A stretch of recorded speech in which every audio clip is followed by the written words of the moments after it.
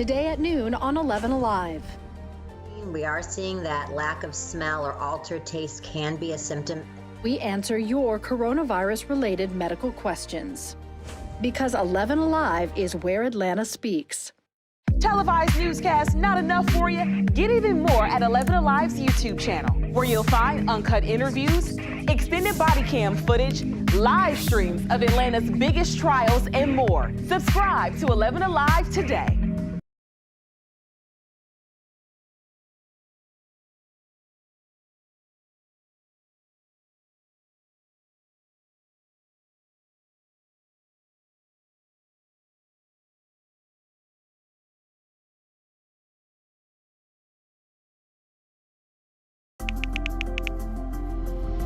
Let's start with a viral message going around. Quote, vast majority of people who died had ibuprofen Advil in their system. This message is fake. We just bought 20 dust masks for $97. Are you doing this to help people, or are you doing this to make money, or both? Both. Take this email sent to the Verify team. Is it safe to have your house cleaned by outside workers? The best practice is to limit guests to emergencies only.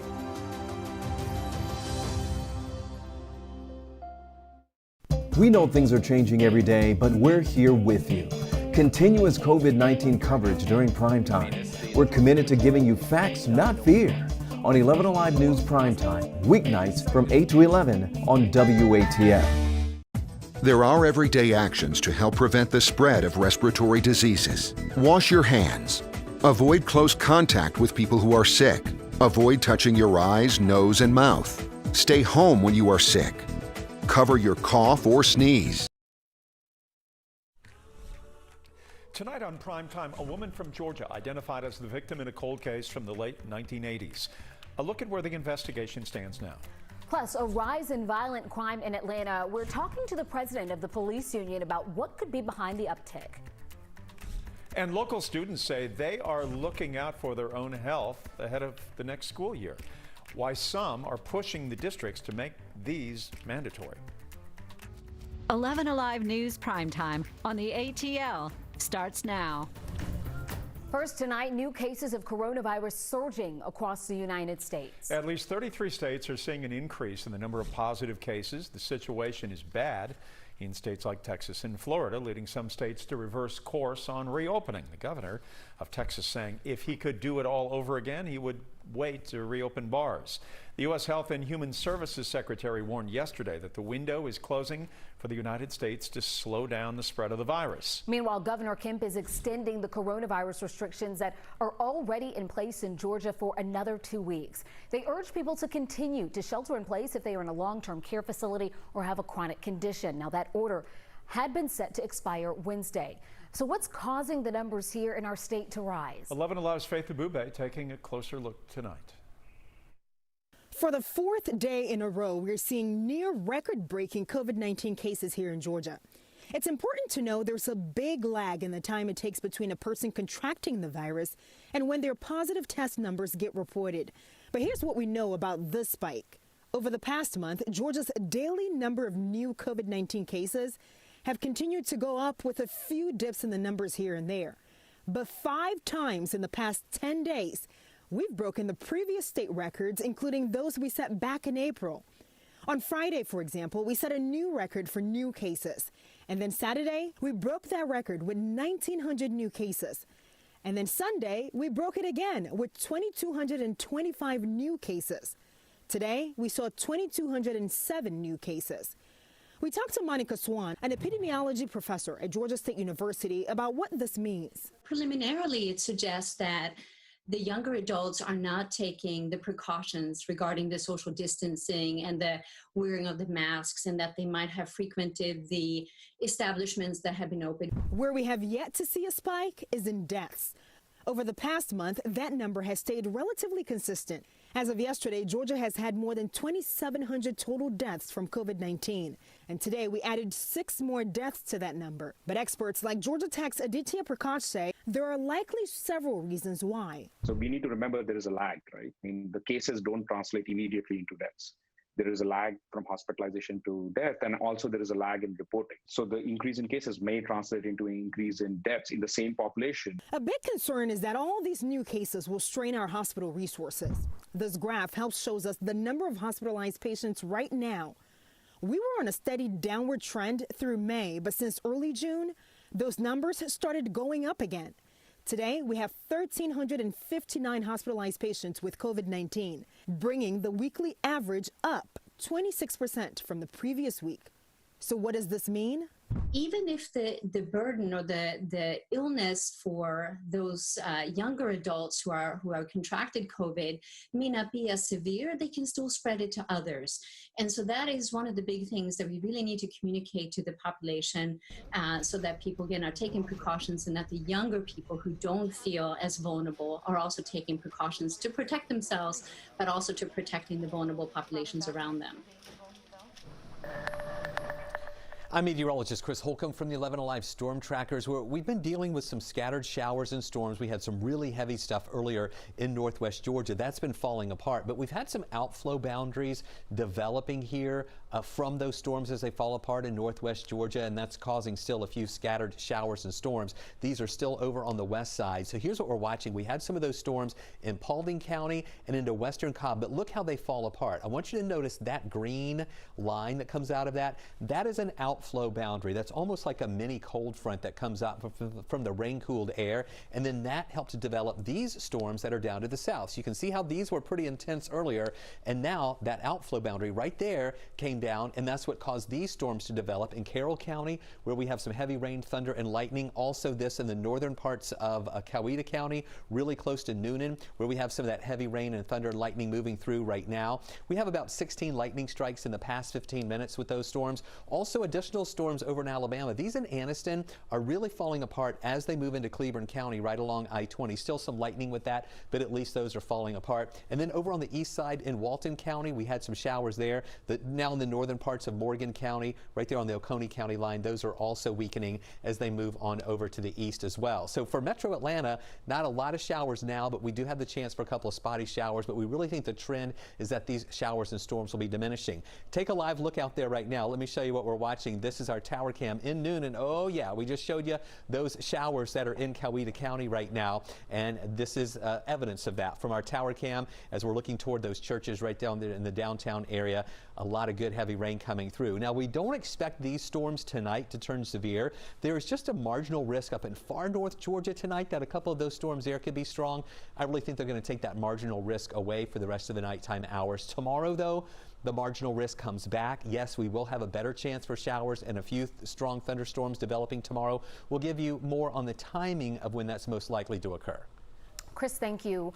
Fulton County has the second highest number of COVID-19 cases in the state, and tonight Elwin Lopez is looking to how easy it is to actually get a test and why you may have heard of people waiting in line for hours over the weekend. When we first started testing at the beginning of this epidemic here in Georgia, we could only test people who had symptoms and maybe not even all those. And now we've progressed to the point where basically anyone who wants a test can get a test. Fulton County Health Director Dr. Lynn Paxton says because of this, there's a huge demand for COVID-19 tests. As the businesses are opening up, there are many employers who are saying you have to get this test. We have some schools like athletic programs and all that who are insisting that people get tested. To get tested for the virus, Dr. Paxton suggests you call to make an appointment ahead of time. We've had a lot of complaints about people not being to get through to our call lines. And so what we're doing with that is we are actually moving our call center to a different location. So we'll have more people available to take those calls. The test is free, and while an ID is needed, your social security number is not. And Dr. Paxton says they're close to full capacity, but will do anything to continue to offer COVID-19 tests. We don't want to deter people from getting testing, so we will deal with it. Over the weekend, we did get reports of people waiting in line for up to 3 hours. A viewer sent us this video of the line in Sandy Springs. The lines were long lines, but Sunday was incredible. Maritza Morelli, executive director for Los Niños Primero, helped organize that site to specifically help the Latino and Hispanic communities there. She attributes the wait to the fact that this testing was free. No IDs or appointments were needed, and it took place over the weekend. Without a doubt, there is a high demand of these kind of resources to our community. Schools are running out of time to decide what they are going to do for this coming school year, and districts have mixed stances when it comes to masks, as the state has encouraged them, but they are not mandating them. Here's Caitlin Ross, who spoke to students and parents launching petitions in Fulton and Gwinnett, urging districts to require students to wear them. I'm very worried about coming back to school with the coronavirus outbreak. Rising Fulton County senior Madison Cochran says all of her friends are concerned about what school will look like in a few weeks. I immediately called my best friend and we talked about would we go back, what would we do, and we were extremely stressed out about it. She started a change.org petition to ask the administration to mandate masks for all students. In hours, it racked up hundreds of signatures. A spokesperson for Fulton County says the board hasn't decided yet if they'll mandate masks. Atlanta Public Schools are mandating masks for all students.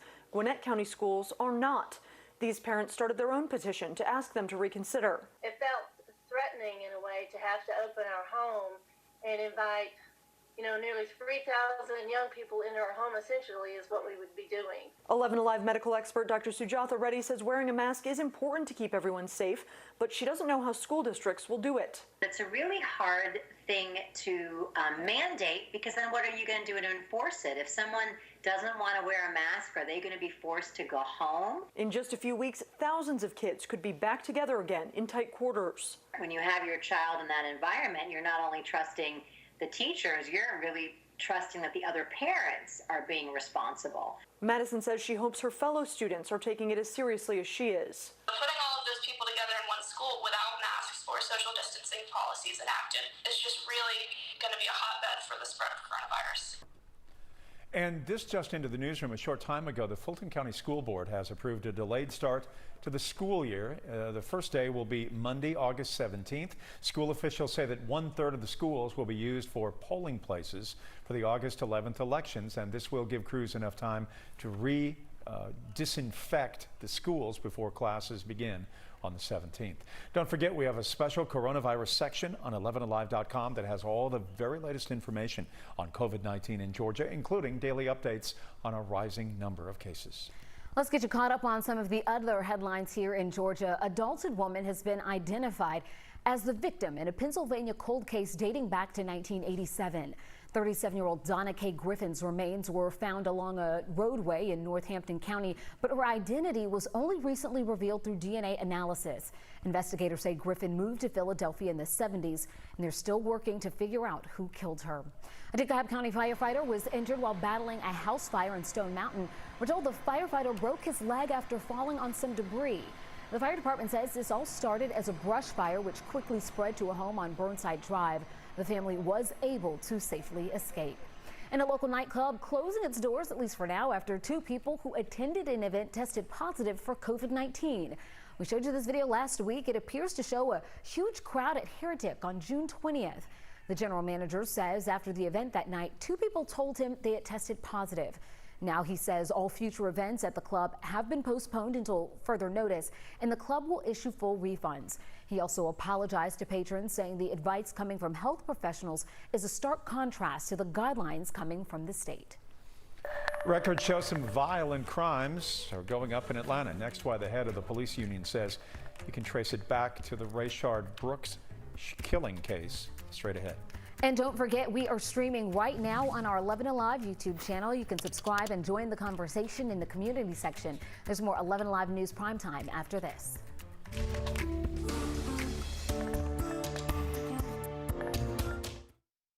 11Alive's newscast not enough for you? Get even more at 11Alive's YouTube channel, where you'll find uncut interviews, extended body cam footage, live streams of Atlanta's biggest trials, and more. Subscribe to 11Alive today.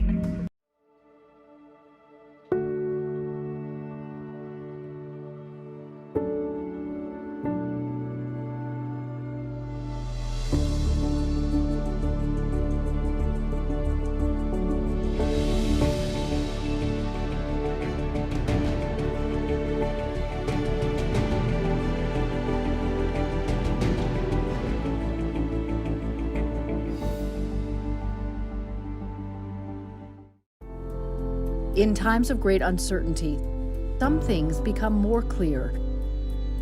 The things we take for granted, the people we depend on daily. Here at 11Alive, we'd like to say thank you.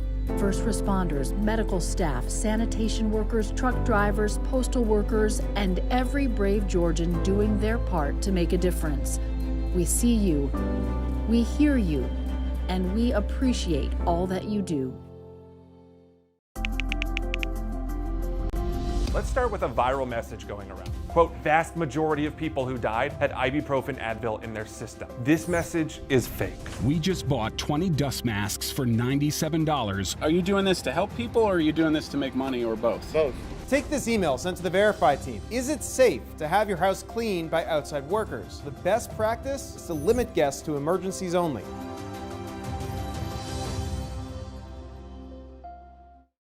We know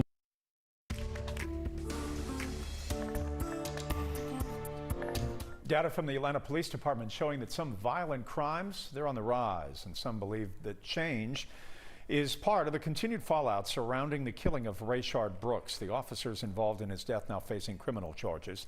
And the head of the police union telling Joe Hankey as other officers respond to violent crimes, they are frightened they could also face harsh consequences.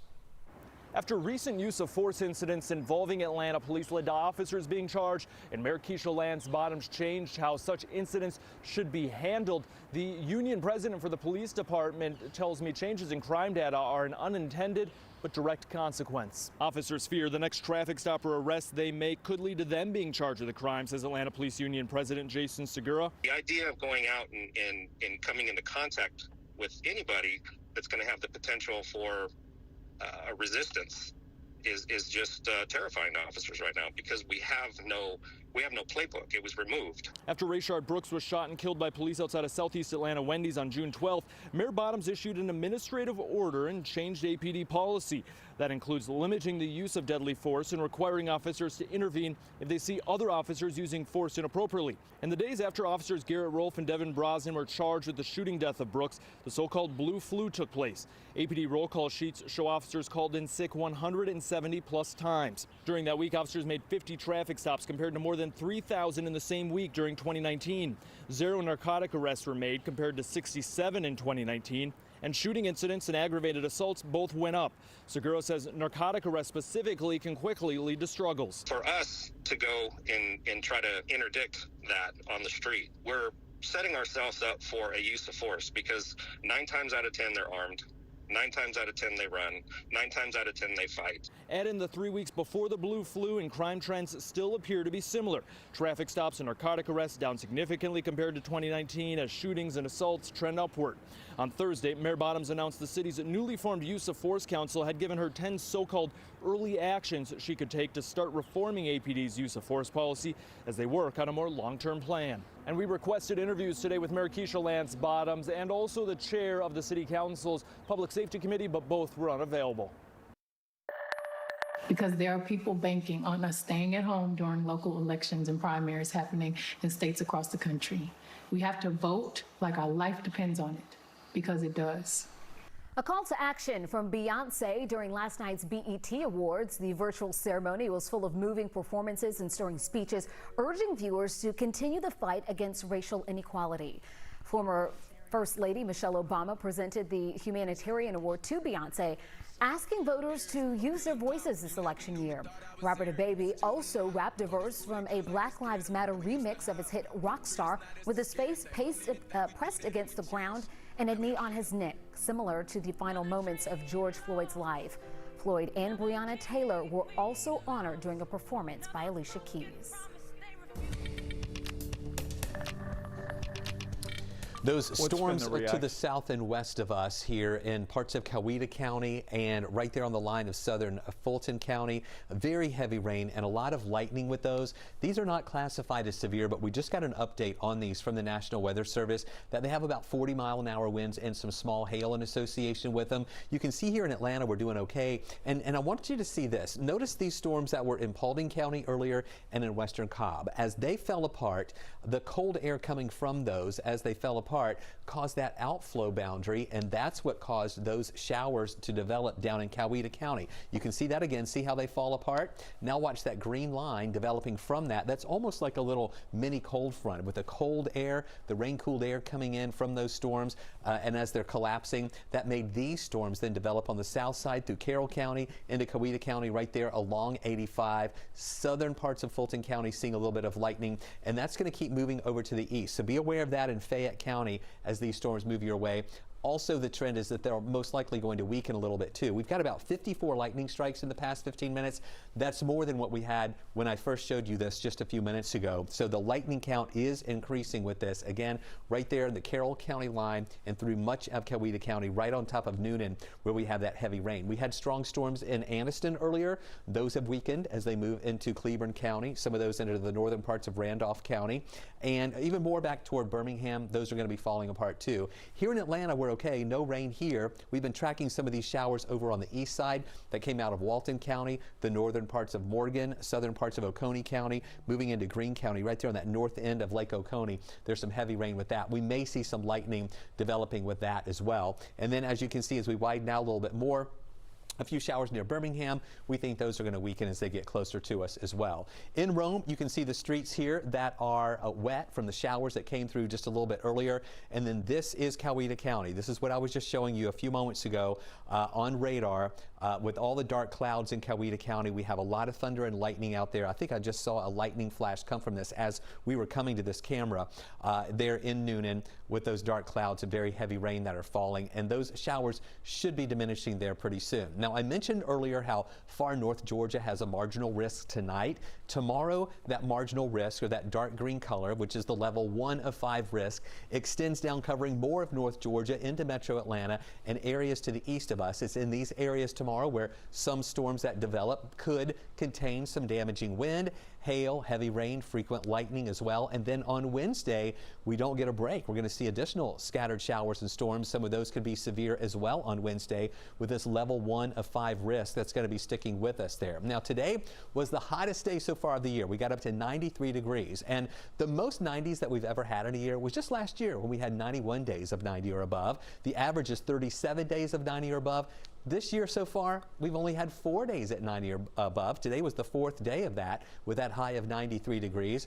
But we do think we'll see more of those 90s coming our way. Look at the rain-cooled air in Rome, 73, 73 in Dalton, 77 in Carrollton. We're 88 here, and we will be cooling down just a little bit more as we go through the rest of the nighttime hours. The wasometer tomorrow, it's going to be a 6. That's our scale from 1 to 11, where an 11 is a perfect day with a high of 88. Rain chance at 50%. We have a 60% chance for showers and storms on Wednesday with highs near 87. And then for the end of the week, the rain chance doesn't go away, but it goes down to 30% Thursday and Friday. Highs near 90 both days. On Saturday, also near 90 for the 4th of July. 30% chance for some afternoon and evening scattered showers. Not everybody getting hit. It's that pop-up variety. We'll hold on to the 30% chance Sunday and Monday with high temperatures in the mid and upper 80s. Demands for justice getting stronger in the case of Elijah McClain, who died after he was stopped by police. Next, there were questions about the decision to use a powerful sedative during that stop. First responders, medical staff, sanitation workers, truck drivers, postal workers, and every brave Georgian doing their part to make a difference. We see you, we hear you, and we appreciate all that you do. Let's start with a viral message going around. Quote, vast majority of people who died had ibuprofen Advil in their system. This message is fake. We just bought 20 dust masks for $97. Are you doing this to help people or are you doing this to make money or both? Both. Take this email sent to the Verify team. Is it safe to have your house cleaned by outside workers? The best practice is to limit guests to emergencies only.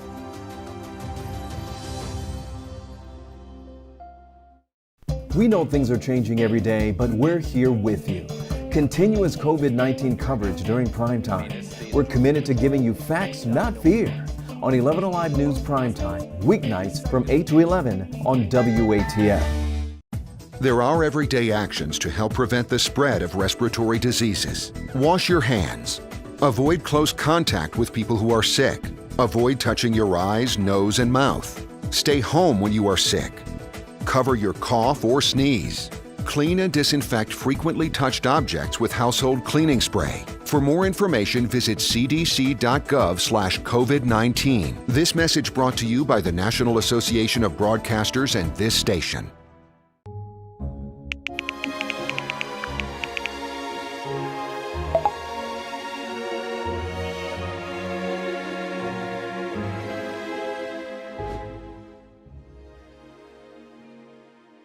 Today at noon on 11Alive.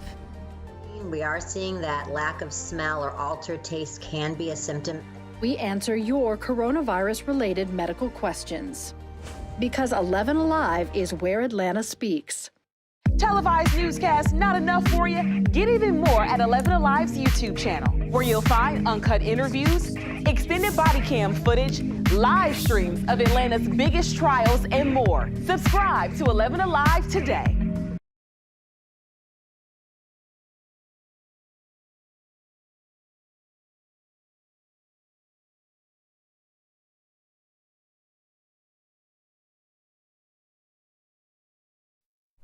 Anger and outrage is growing in Aurora, Colorado after the death of a young black man last year after he was stopped by police while walking home from a store. Elijah McClain's family says they are preparing to file a civil lawsuit as the state attorney general is now investigating whether the officers involved in his death should face charges. Here's NBC's Blaine Alexander with more. In Aurora, Colorado, a symphony of strings mingled with the many voices demanding justice for Elijah McClain. The 23-year-old massage therapist who loved to play the violin died after an encounter with police last August. His family joined protesters in the Denver suburb demanding the officers involved in McClain's death face criminal charges. The seemingly peaceful demonstration spiraling out of control when police in riot gear tried to break it up. Humanity matters! Not black, not white, not all lives, not blue lives. Humanity matters! His death 10 months ago, now under new scrutiny in the wake of protests over the death of George Floyd. It's tragic that it took the death of yet another black man across the country to bring light to Elijah's case, but the family is very glad that people are finally saying Elijah's name. This surveillance video shows McClain at a store buying iced tea moments before police approached him as he walked home. Stop. I have a right to stop you because you're being suspicious. McClain was anemic, his family says, and would wear a ski mask to stay warm. Someone thought that was suspicious and called police. I'm just different. Officers used a chokehold to restrain McClain. I can't breathe correctly. Paramedics later injected him with the drug ketamine, police said, to calm him down. McClain went into cardiac arrest and died several days later. Police say an internal investigation found the officers' actions followed protocol. All three have since been reassigned, the city says, for their own protection. A spokesperson for the Aurora Police Department declined to comment. Last week, the governor appointed the state attorney general to investigate. There is now a flurry of movement in this case after a year. For Elijah's family, is this enough? The changes that have happened to this point are nowhere near enough. An attorney for McClain's family says his death was completely unjustified. Elijah was an absolute angel. He was an innocent young man who had never had any confrontations with the police. An autopsy for McClain came back inconclusive after the pathologist said his death could have been caused by a number of things. He says the officer's actions could have led to McClain's death, or he could have had an unexpected reaction to ketamine or a possible unknown medical condition. Next, as coronavirus cases rise across the nation, some patients are experiencing a scary symptom, nightmarish visions that have the potential to hurt their recovery. And we appreciate all that you do. Let's start with a viral message going around. Quote, vast majority of people who died had ibuprofen Advil in their system. This message is fake. We just bought 20 dust masks for $97. Are you doing this to help people or are you doing this to make money or both? Both. Take this email sent to the Verify team. Is it safe to have your house cleaned by outside workers? The best practice is to limit guests to emergencies only.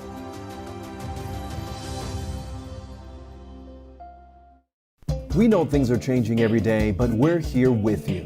Continuous COVID-19 coverage during Primetime. We're committed to giving you facts, not fear. On on 11Alive News Primetime, weeknights from 8 to 11 on WATF. There are everyday actions to help prevent the spread of respiratory diseases. Wash your hands. Avoid close contact with people who are sick. Avoid touching your eyes, nose, and mouth. Stay home when you are sick. Cover your cough or sneeze. Clean and disinfect frequently touched objects with household cleaning spray. For more information, visit cdc.gov/COVID-19. This message brought to you by the National Association of Broadcasters and this station.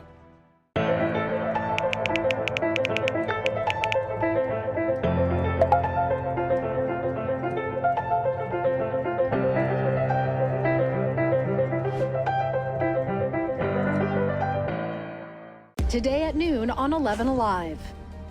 We are seeing that lack of smell or altered taste can be a symptom. We answer your coronavirus-related medical questions.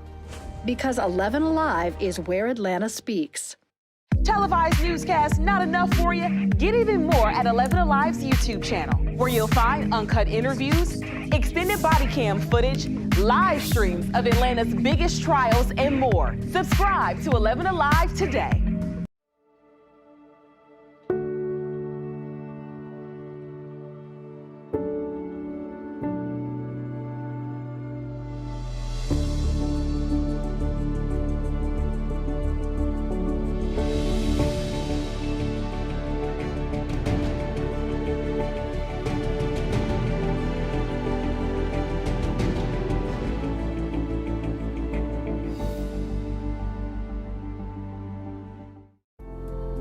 In times of great uncertainty, some things become more clear.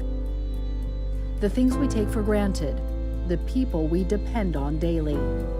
Here at 11Alive, we'd like to say thank you. First responders, medical staff, sanitation workers, truck drivers, postal workers, and every brave Georgian doing their part to make a difference. We see you. We hear you. Cases of COVID-19 in the United States are climbing, and yet we are still learning about more symptoms and ways this virus attacks your body. The CDC recently added congestion, nausea, and vomiting and diarrhea to its list of COVID-19 symptoms. The last time the CDC updated this list was in April. And according to a new report from the New York Times, COVID-19 patients in the ICU are also experiencing extreme nightmarish visions. The condition is called hospital delirium, and before COVID-19, it was normally seen in older patients, sometimes with dementia. But now, the report says it's impacting about 2/3 to 3/4 of ICU patients, no matter their age. This can lead to extended hospital stays and a slower recovery, and even lead some patients to develop PTSD. As coronavirus cases continue to rise throughout much of the country, there's another trend getting a lot of attention: the mortality rate. And right now it appears to be going down, but that doesn't tell the full story. Here's NBC's Tom Costello. Across the country on this Monday, coronavirus cases continue to break records. Nationwide, the 7-day average of new cases jumped more than 41% in the past week. The nation's Health and Human Services Secretary with a dire warning. We've got our fatality rates and our hospitalization rates are the lowest they've been in 2 months, but this is a very serious situation. The window is closing. We have to act. CDC data does show the number of weekly deaths from COVID declining, most recently dipping into the hundreds. That's down significantly from the tens of thousands of weekly deaths at the height of the pandemic in the spring. But experts are cautioning the public to remember hospitalizations and deaths are so-called lagging indicators of COVID-19. Soon you'll be seeing more deaths. And even though the deaths are coming down as a country, that doesn't mean that you're not going to start seeing them coming up now. The positivity rate in states like California, Texas, and Arizona are also on the rise, meaning new cases are not just a result of increased testing. In most states where you're seeing an increase, it is a real increase. It is not more tests, it is more spread of the virus. Doctors say young people are driving this latest spike, many of whom are asymptomatic. Right now, much younger people are catching the virus. They don't have nearly the complications from coronavirus that older people do or those with pre-existing conditions. And while those younger, healthier adults may have better survival odds, driving down the mortality rate, the concern is for those they infect. We're going to see that number go up over the course of the next 30 days as the cases in younger adults do spread to older individuals and those who have conditions that put them at higher risk for severe disease. But doctors are continuing to develop better strategies to combat coronavirus. In ICUs, doctors now delay putting patients on a ventilator, instead treating them with 100% oxygen and placing them on their stomachs to allow better blood and O2 flow. And patients are getting new treatments too, like convalescent plasma, the antiviral drug remdesivir, and most recently steroids like dexamethasone. Still, experts are reminding Americans not to lose perspective. 120 days ago, COVID-19 was not even in the top 75 causes of death in this country. Much of parts of April and May, it was the #1 cause of death by day. We haven't seen that happen since 1918. We're going to see the number of deaths go back up again. It will cycle a bit up and down. The treatment drug remdesivir has been shown to shorten recovery time for severely ill patients, and we've just got to look at the price tag on how much that drug is going to cost. For those covered by government health programs in the United States and other developed countries, it is priced at $2,340. It'll be $3,120 for patients with private insurance, and the amount you pay out of pocket is going to depend on your insurance and other factors. Those prices have been criticized for being too high, especially since the drug received public funding. But the company says it tried to make this drug widely accessible. We continue to track showers and storms. The heaviest activity we have now is south and west of Atlanta. That's from the outflow boundary of some storms that died out over Cobb County and Paulding County. You can see this as we put it into motion. These were the storms that were near Dallas earlier. Really heavy rain, thunder, and lightning. They moved into West Cobb. They fell apart. The rain-cooled air, as those storms collapsed, kind of spread out, and that caused this, what you see that green right there, that's an outflow boundary. And then from that, we had these storms develop in parts of western Carroll County or eastern Carroll County, and also through Coweta County, where we have this really heavy rain that's been coming down, and thunder and lightning. Some of that lightning extending into the southern parts of Fulton County. That's now extending over into Fayette County as well with some of that heavier rain.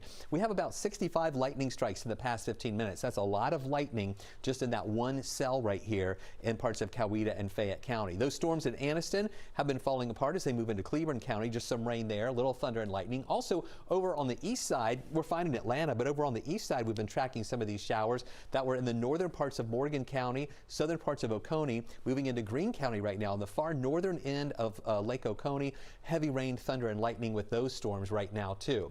I'm going to widen out and show you how back in Alabama we have some storms in Birmingham. We really think those are going to weaken as they get closer to us, and we should see this trend continue through the evening hours tonight as we lose some of that heating. Take a live look out there right now. This is our tower cam in Coweta County. We told you about the rain coming down there. We still have rain in Noonan with those thicker clouds, and those showers are going to be around for a little bit before that system finally falls apart. We'll talk about the potential for additional strong storms to redevelop tomorrow. More on that in just a few minutes.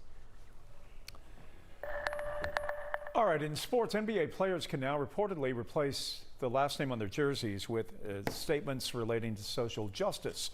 According to several reports, the NBA and the WNBA also has reached the decision as they look for ways to make sure that players' voices are heard when basketball resumes on July 30th. Players Association President and Oklahoma City Thunder guard Chris Paul says the messages are intended to continue to shed lights on different social justice issues. Maria Martin explains how other athletes are joining the fight for social justice. What we've seen in recent weeks is athletes using their voices and their platforms now more than ever to jumpstart change in our country. Eagles Landing Christian Academy grad and LA Chargers defensive end Isaac Rochelle is one of those athletes leading the charge. It says more than a post, more than a protest, more than a movement, more than a trend. Atlanta area native Isaac Rochelle now calls California home as a defensive end for the Los Angeles Chargers. What's up, guys? Isaac Rochelle here from the LA Chargers. He started a t-shirt company called Local Human back in April in an effort to raise money for a movement, just like the shirt says, should be more than a trend. It started off with, I think, a collective frustration and fear that what's going on right now could just simply be like a trendy thing. Freedom! It's your right! This is way more than just a moment in time or a movement or a trend. This is about like changing the trajectory of kind of humans and how we view each other. Rochelle explained that Local Human believes in action, and by buying their t-shirt, you are taking action. By buying the shirt, you're donating $15 to 3 different organizations. That's Campaign Zero, the United Negro College Fund, and the National Fair Housing Alliance. He took those t-shirts to the protests in Los Angeles, events that he says gave him hope and perspective. What have you seen with your own eyes that gives you some hope that there is a change and that it is more than just a trend? Yeah, it's a good question. I mean, being from Atlanta and growing up in the South, it's been moving for me to go to these protests and see full white families, holding up signs that say Black Lives Matter. And he's not alone in his efforts. Guys from the NBA and NFL joined in on the protests nationwide. I'm on the radical side where I think, it's our obligation. If we have this platform and we're not using it, we're missing out on an unreal window of time and window of opportunity. Just remember, it feels good to do good, and you guys can easily get involved. Thank you. If you want to learn more about Isaac's mission and maybe even buy a t-shirt, you can head to our website right now for more information.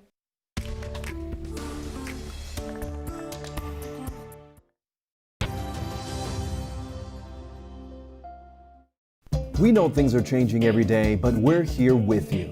Continuous COVID-19 coverage during primetime. We're committed to giving you facts, not fear. On 11Alive News Primetime, weeknights from 8 to 11 on WATF. There are everyday actions to help prevent the spread of respiratory diseases. Wash your hands. Avoid close contact with people who are sick. Avoid touching your eyes, nose, and mouth. Stay home when you are sick. Cover your cough or sneeze.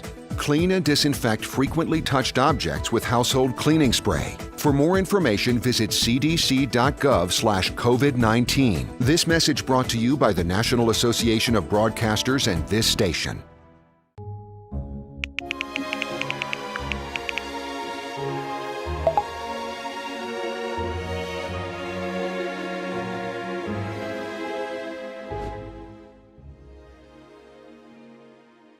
Today at noon on 11Alive. We are seeing that lack of smell or altered taste can be a symptom. We answer your coronavirus-related medical questions. Because 11Alive is where Atlanta speaks. Televised newscasts not enough for you? Get even more at 11Alive's YouTube channel, where you'll find uncut interviews, extended body cam footage, live streams of Atlanta's biggest trials, and more. Subscribe to 11Alive today.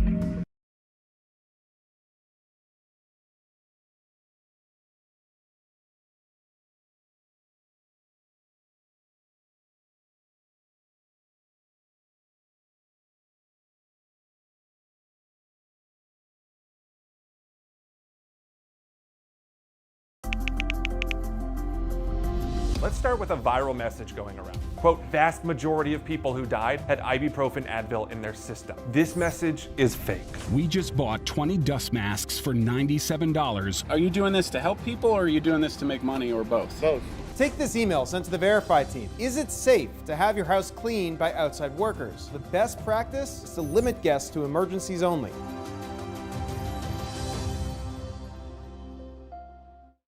We know things are changing every day, but we're here with you.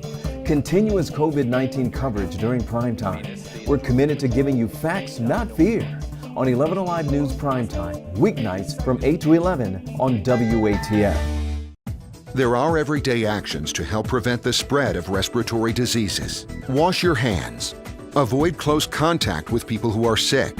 Avoid touching your eyes, nose, and mouth. Stay home when you are sick. Cover your cough or sneeze. Clean and disinfect frequently touched objects with household cleaning spray. For more information, visit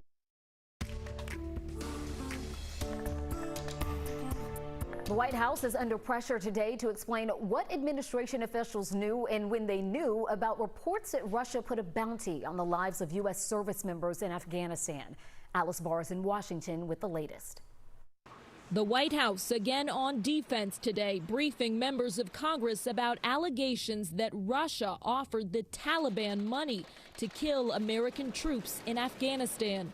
President Trump saying he wasn't told about the threat because U.S. intelligence did not find it to be credible. When our adversaries have directly targeted U.S. or coalition partners, the president has not hesitated to act, but this was not briefed up to the president because it was not, in fact, verified. But the New York Times, which broke the story, reports that U.S. intelligence did include the information in the president's daily briefing book and in a March interagency meeting. There's no way that intelligence of this nature would not or should not get to the president. Critics are slamming President Trump and his administration for not acting to hold Russia accountable and protect American lives.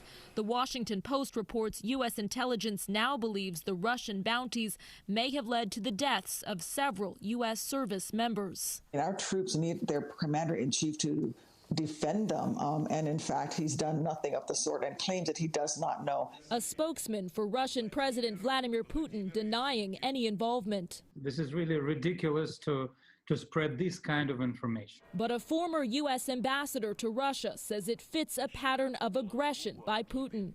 It's empowering to him when we don't push back on these belligerent, egregious behaviors, and the President of the United States has never once pushed back. Instead, the White House today pushing back on another Russia controversy. We continue to keep an eye on those storms on the southwest side, down 85 into Coweta County, also into Fayette County. These storms are moving in right now. They have some very heavy rain, thunder, and lightning. Winds are about 40 to 50 miles an hour with this. Here in Atlanta, we're okay. We've had some showers and storms here to the north and west of us. And this is what I was telling you about earlier in Paulding County and Cobb County. That storm that developed there collapsed. And when it collapsed, the rain-cooled air coming from that caused this outflow boundary. That you can see that by the green line. And once that moved down to the south, that developed these storms. It's almost like a little mini cold front that developed there. And it caused that heat and humidity, met up with that bubbling air, and that's what caused these storms to develop in Coweta. They are showing signs of weakening. If you'll recall, just a few minutes ago, we showed you there was about 60 lightning strikes, 60 or more lightning strikes in a 15-minute period. It's now down to 21. Still a lot of lightning there going into Peachtree City there in the western parts of Fayette County, but just not as much as what we had earlier, and that shows that it is weakening. We have some additional showers over here in Henry County, a little bit of thunder and lightning with that along 75 in Henry County. The storms coming out of Anniston were really strong earlier. Those are weakening going into Cleburne County, the northern parts of Randolph. You may see a couple of showers with that in Carroll and Polk, but it's not going to be that strong. And then again, we're finding Atlanta additional showers that came out of Walton County through northern Morgan, southern Oconee, now firing up on the north end of Lake Oconee with very heavy rain, thunder, and lightning there. So we do think the trend tonight is that these storms are going to weaken as we lose the heating of the day during the evening hours, but then more will redevelop tomorrow. Here's a live look. This is our tower cam right there in Smyrna looking over Truist Park in the ball field here. And you can see the clouds trying to break a little bit and the sun coming down. And then in Coweta County, we still have the rain that is coming down there too. Now, take a look at this picture. This was just sent in to us just a few minutes ago from Bill Honea, one of our 11Alive community storm trackers in Meriwether County. He was looking northward into Coweta, and he could see that the cloud that was causing the storms there. Isn't that crazy? It almost looks like it's looking back at us. The cloud looks like it has eyes there. I just shared that on my social media. Feel free to go to that, Chris Holcomb 11Alive, and give me your comments on what you think that looks like as well. Here's another live look there in Coweta County. You still have that rain that's coming down there. Tomorrow, the potential for additional showers and storms to redevelop, and the Storm Prediction Center has us in that marginal risk. That dark green color is the level 1 of 5 risk. Everybody in this area has the potential for showers and storms. Some of those could turn severe. The main threats would be damaging wind, hail possible, heavy rain, frequent lightning, and the same thing is with us on Wednesday too, with that marginal risk extending for the middle of the week. Now, we mentioned earlier that we got up to 93 for a high today. That's the hottest day so far for the year, but today is only the 4th day this year that we have hit 90 or above. Last year, we set a record at 91 days at 90 or above. We average about 37 days at 90 or above. So yeah, it was a really hot day out there today. We're going to hold with temperatures in the upper 80s to lower 90s for the next few days. Right now, we're down to 88. Look where the rain cooled air over in West Georgia, 76 in Carrollton, 73 in Rome and in Dalton, 75 in Canton. Tomorrow, we're going to be up to 88 degrees. We'll go with the 6 on the wasometer with those scattered showers redeveloping. Tonight, the storms are going to be diminishing during the evening hours once we lose the heating of the day. And then tomorrow when that heating builds, mainly in the afternoon, when we see scattered showers redeveloping once again, and we'll watch for the potential that some of those could be strong. We're back to a 60% chance for showers Wednesday, and then rain chances coming down to 30% Thursday and Friday. 4th of July also looks like a 30% chance for showers with highs near 90. And that rain chance mainly afternoon and evening, and then we hold on to the 30% chance Sunday and Monday with highs in the mid and upper 80s. Well, we are not yet a month into the Atlantic hurricane season, and it already has been a record-setting year. Last week, Tropical Storm Dolly became the 4th named storm of the season. It is the earliest that we have seen that many. Experts had already predicted this hurricane season would be busier than usual. Why is that? Here's Jerry Carnes, our Why guy. This year's hurricane season was busy before it even began. 2 storms, powerful enough to earn the names Arthur and Bertha, were churning in the Atlantic before the official start of the season on June 1st. It may be a sign of things to come. Scientists with the National Oceanic and Atmospheric Administration believe we could see as many as a half dozen major hurricanes in the Atlantic this year. That's twice as many as a typical year. Let's look at why experts are predicting a busier than normal season. It begins with the temperature of the Atlantic waters. Sea surface temperatures in the tropical Atlantic are above normal range. Warm water helps fuel tropical storms. NOAA's Matt Rosencrans says the temperature of the Atlantic will help energize any tropical activity. There's also the possibility that we could move into a climate pattern known as La Nina. Wind shear can tear away the top portion of a hurricane. There's far less chance of that happening in a La Nina pattern. It allows the storms to the most amount of energy out of the water. It allows the storms to just kind of develop in a less hostile environment. Weather patterns along West Africa, where Atlantic storms typically begin, also indicate a busy year. The Atlantic region has been in a weather pattern capable of producing busy hurricane seasons for the last 25 years. Patterns like this typically last between 25 and 40 years. This one could go 30 years. It could go 41 years. Experts say the time to prepare for this hurricane season is now. Pride celebrations look a little different this year as people in the LGBTQ community join protests against police brutality. A look at how next. It's Primetime, weeknights from 8 to 11 on WATF. There are everyday actions to help prevent the spread of respiratory diseases. Wash your hands. Avoid close contact with people who are sick. Avoid touching your eyes, nose, and mouth. Stay home when you are sick. Cover your cough or sneeze. Clean and disinfect frequently touched objects with household cleaning spray. For more information, visit cdc.gov/COVID-19. This message brought to you by the National Association of Broadcasters and this station.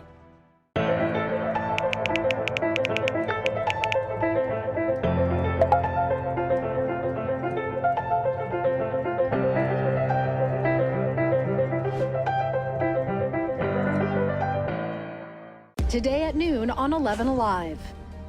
We are seeing that lack of smell or altered taste can be a symptom. We answer your coronavirus-related medical questions. Because 11Alive is where Atlanta speaks. Televised newscasts not enough for you? Get even more at 11Alive's YouTube channel, where you'll find uncut interviews, extended body cam footage, live streams of Atlanta's biggest trials, and more. Subscribe to 11Alive today.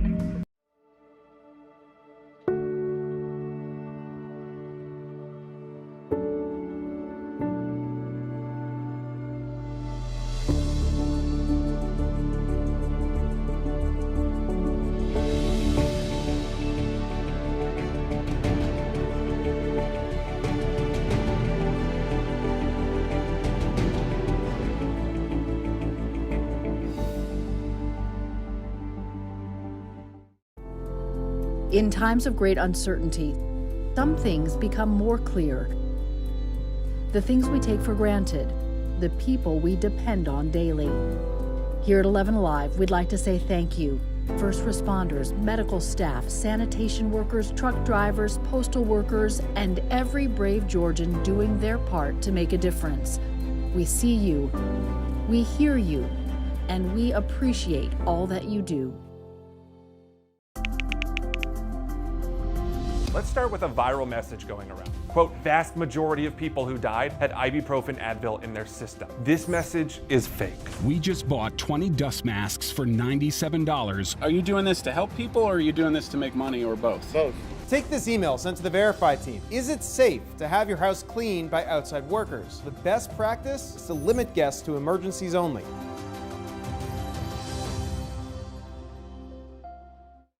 We know things are changing every day, but we're here with you. Continuous COVID-19 coverage during prime time. We're committed to giving you facts, not fear.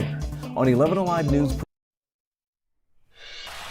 LGBTQ communities across the country are holding Pride Month celebrations, and this year marks the 50th anniversary of the first Pride Parade held in New York City. But the community is also taking this opportunity to march in solidarity with those protesting police brutality. From New York to San Francisco, they marched with signs that said Black Lives Matter. In Minneapolis, there were marches to protest violence against Blacks, transgender women. A pivotal moment for LGBTQ rights in the United States actually started as a movement against police brutality. And knowing the history behind that movement can give us some perspective as to why the LGBTQ community is so outspoken in this moment of racial tension in our country. Here's Jeremy Campbell with more on the Stonewall riots. The Stonewall riots were a turning point for LGBTQ activists in the United States. It all started in 1969 at the Stonewall Inn, a popular gay bar in Greenwich Village in New York City. At the time, it was common for police to conduct raids on bars like Stonewall. That's because the city denied liquor licenses to gay establishments, so most operated illegally. This made them a frequent target of police raids. In the early morning hours of June 28th, police raided the Stonewall Inn. Usually, customers would clear out when police arrived, but this time was different. As officers rounded up drag queens, employees, and patrons, the crowd pushed back and began throwing things at the police. The chanting and yelling attracted more people to the streets. Officers called in reinforcements, and the conflict became a riot. For 6 days after the raid, thousands took to the streets, protesting and clashing with police. The riots eventually died down, but left a mark. These uprisings invigorated the fight for gay rights and became a turning point for activists. Today, Pride events are held at the end of June in commemoration of Stonewall, a pivotal point in the fight for LGBTQ rights. Still ahead tonight on Primetime, signs that we could be in for a November election unlike anything we have seen before. How Democrats and Republicans are both already breaking new ground here in Georgia. Around. Quote, vast majority of people who died had ibuprofen Advil in their system. This message is fake. We just bought 20 dust masks for $97. Are you doing this to help people or are you doing this to make money or both? Both. Take this email sent to the Verify team. Is it safe to have your house cleaned by outside workers? The best practice is to limit guests to emergencies only.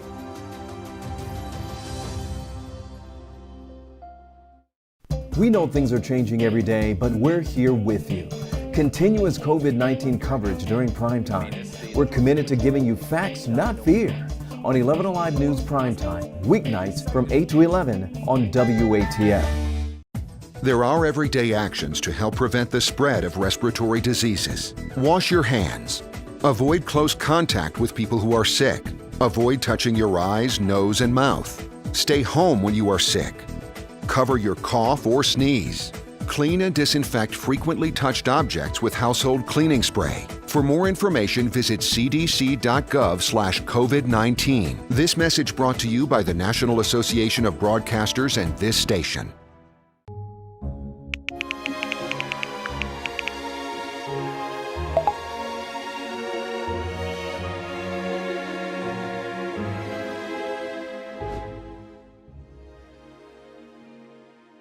Today at noon on 11Alive. We are seeing that lack of smell or altered taste can be a symptom. We answer your coronavirus-related medical questions. Because 11Alive is where Atlanta speaks. Televised newscasts not enough for you? Get even more at 11Alive's YouTube channel, where you'll find uncut interviews, extended body cam footage, live streams of Atlanta's biggest trials, and more. Subscribe to 11Alive today.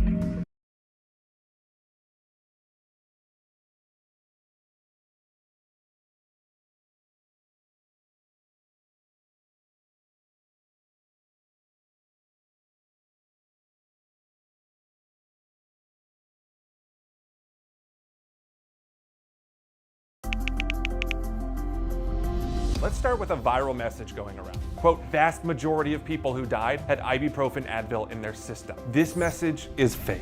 We just bought 20 dust masks for $97. Are you doing this to help people or are you doing this to make money or both? Both. Take this email sent to the Verify team. Is it safe to have your house cleaned by outside workers? The best practice is to limit guests to emergencies only.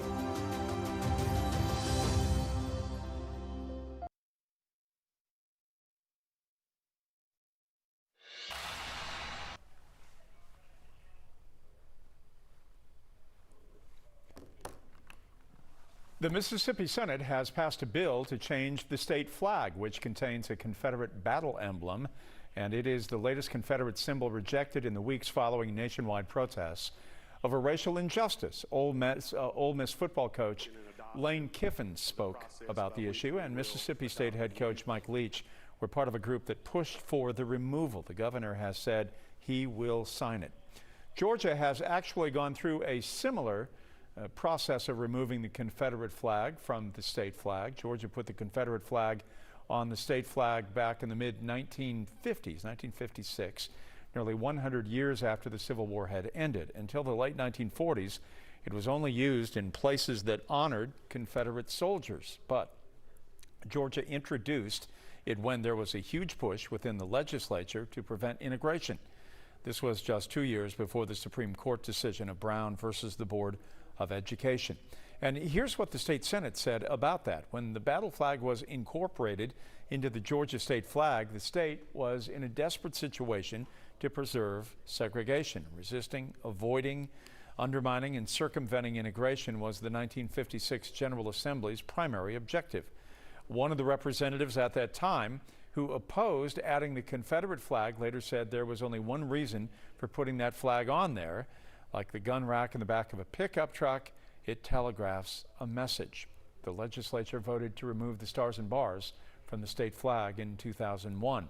We want to hear your thoughts on the issue. You can head over to our 11Alive Facebook page. Let us know, does hearing the history behind the flag change your viewpoint at all? This is about the people of Georgia. We need leaders who reflect the values of our state. People are fed up. Tonight on Primetime, leading Democrats hoping to flip Georgia from red to blue. The signs they're pointing to that we haven't seen before. And with coronavirus cases rising in Georgia, so is the demand for testing. But knowing when and where to go can be really challenging. We're going to take you through the process tonight. 11Alive News Primetime on the ATL starts now.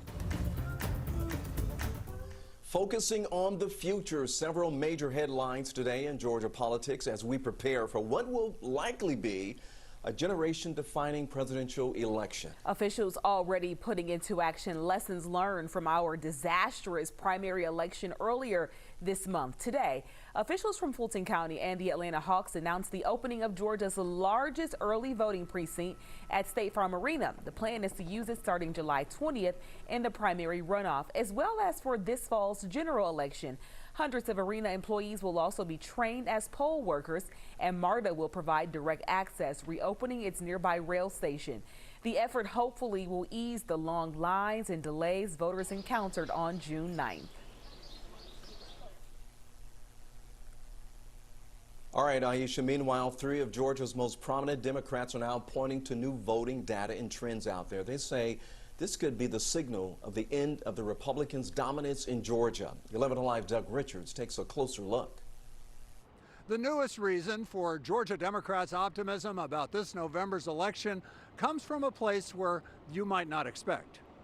I'm Donald J. Trump, and I approve this message. President Trump's campaign is running new advertising on Georgia TV stations this week, clobbering Democrat Joe Biden's record on criminal justice. We do everything but hang people for jaywalking in this bill. Georgia Democrats say it shows that Republicans are worried about carrying the state in November.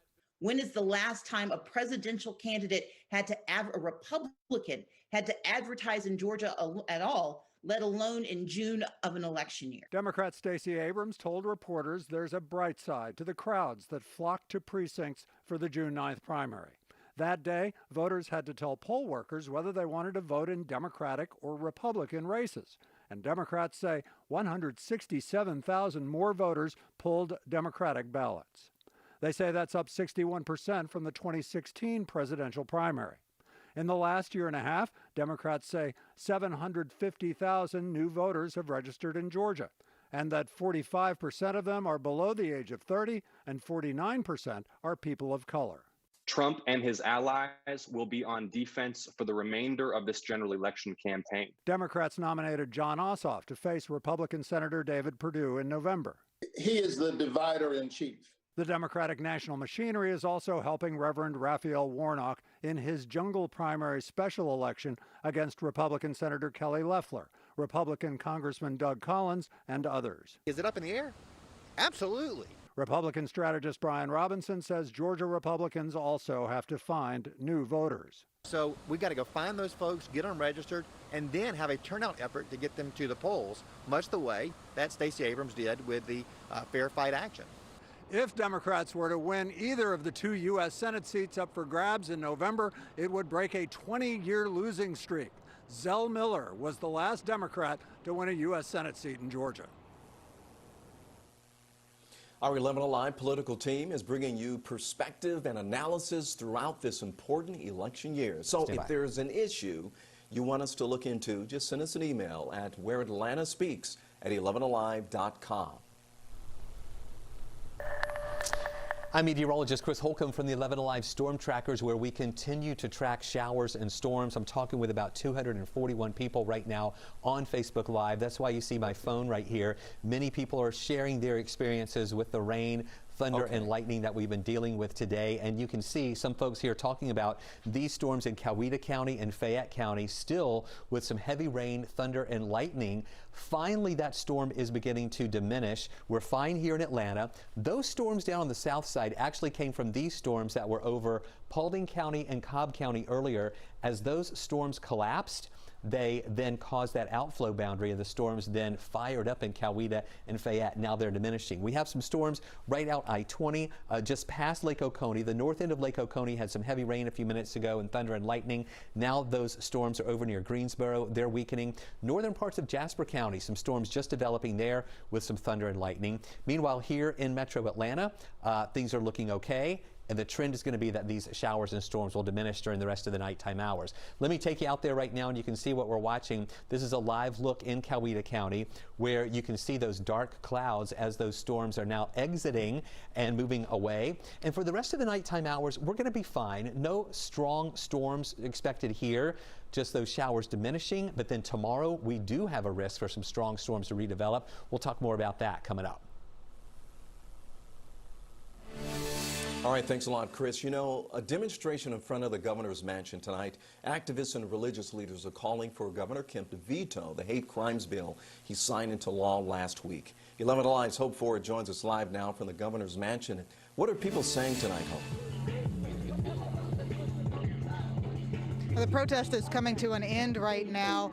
They've been out here since about 7 o'clock tonight. About 75 to 100 people out here protesting at the governor's mansion, which is across the street from us right now. But there's just a few people that are still kind of hanging out right now as the protest is coming to an end. Now, the organizers of the protest tell me they've protested at the Capitol. They've talked to one of Kemp's advisors who promised a virtual meeting between protesters and Kemp, and so far that hasn't happened. So they decided to take their concerns to the governor's door. Now, many out here see this bill as a police hate crime bill, which they say just overshadows the state's actual hate crime bill Kemp signed on Friday. House Bill 838 was passed before the hate crime bill, which upset many people out here. They say it could hinder First Amendment rights of protesters and put people fighting for justice in danger. The bill also allows officers to sue citizens for several different reasons, including filing a false report against an officer. Now, Kemp said the state made history when he signed the hate crime bill last week, but protesters say now is the governor's chance to make a statement. You want to make history the right way. Why don't you make us proud? Our state reps already aren't representing our voices by voting in these bills. So why don't you represent our voices and do the right thing, basically, pretty much. Veto it. It's not right. You're about to lose your job. And protesters say this bill is too much because police already have protection on the books, so they are not sure why House Bill 838 was passed in the first place. A couple of organizers did tell me that they are feeling hopeful because Kemp has not signed the bill yet, so they're saying that they're hoping that Governor Kemp is delaying the bill right now while reviewing it. All right, Hope, thank you. New tonight, Governor Brian Kemp signed 2 executive orders extending the public health state of emergency and existing coronavirus safety measures. The state of emergency will now remain through 11:59 p.m. on August 11th. He is also requiring current guidelines, which were set to expire tomorrow, to stay in place through July 15th. That includes social distancing, sheltering in place for the medically fragile, and no gatherings of more than 50 people unless there's 6 feet between each person.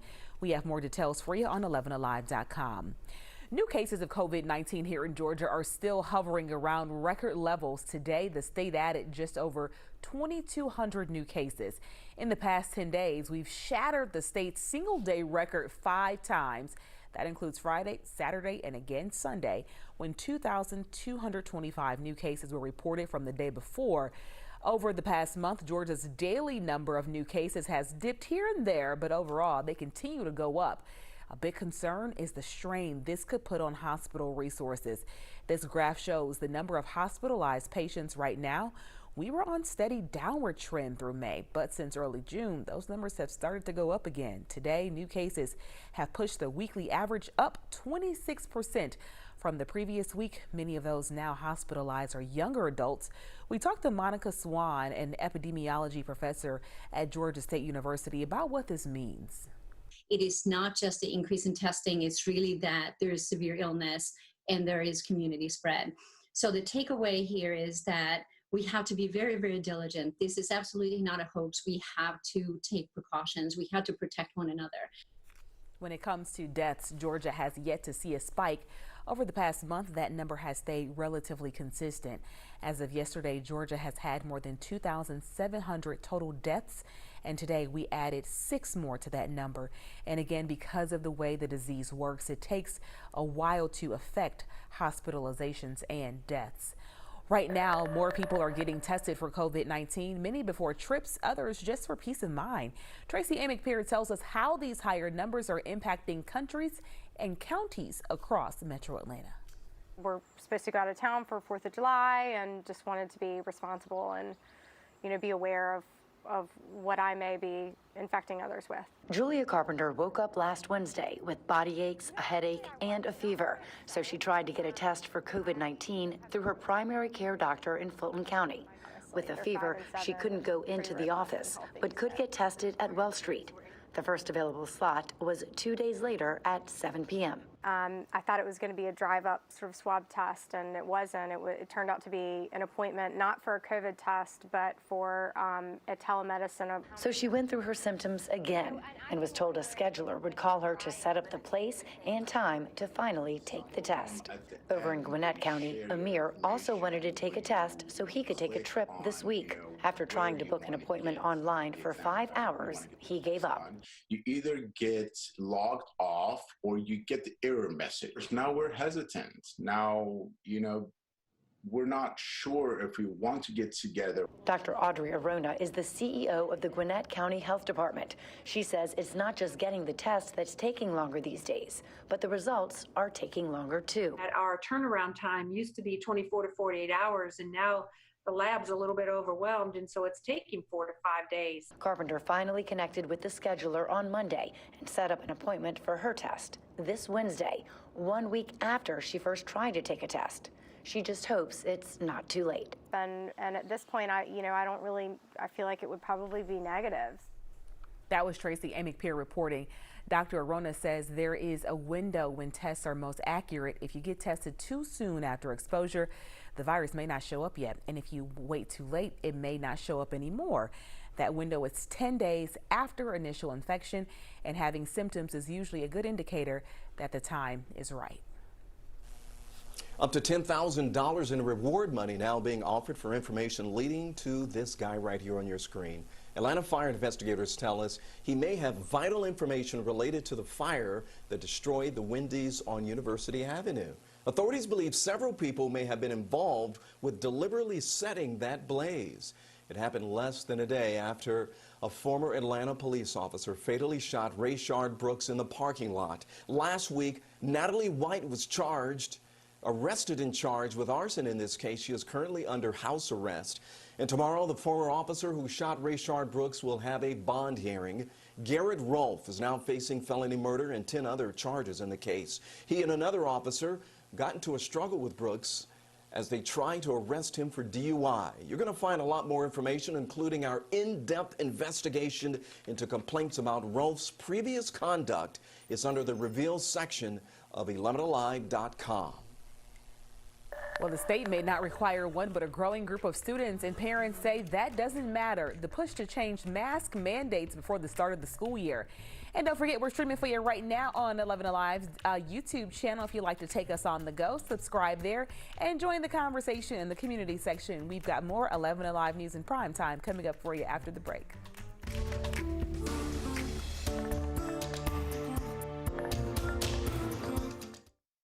Is where Atlanta speaks. Televised newscasts not enough for you? Get even more at 11Alive's YouTube channel, where you'll find uncut interviews, extended body cam footage, live streams of Atlanta's biggest trials, and more. Subscribe to 11Alive today.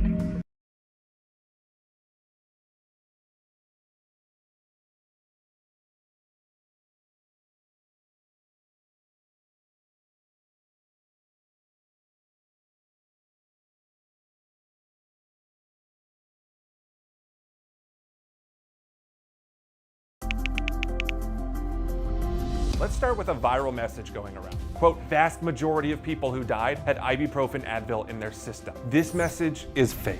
We just bought 20 dust masks for $97. Are you doing this to help people, or are you doing this to make money, or both? Both. Take this email sent to the Verify team. Is it safe to have your house cleaned by outside workers? The best practice is to limit guests to emergencies only.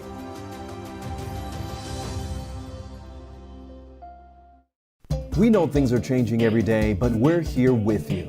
Continuous COVID-19 coverage during primetime. We're committed to giving you facts, not fear. On 11Alive News Primetime, weeknights from 8 to 11 on WATF.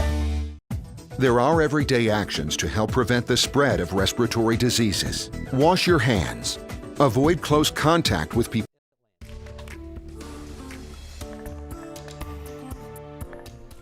The debate over wearing masks to help combat the spread of COVID-19 is now extending to our schools tonight.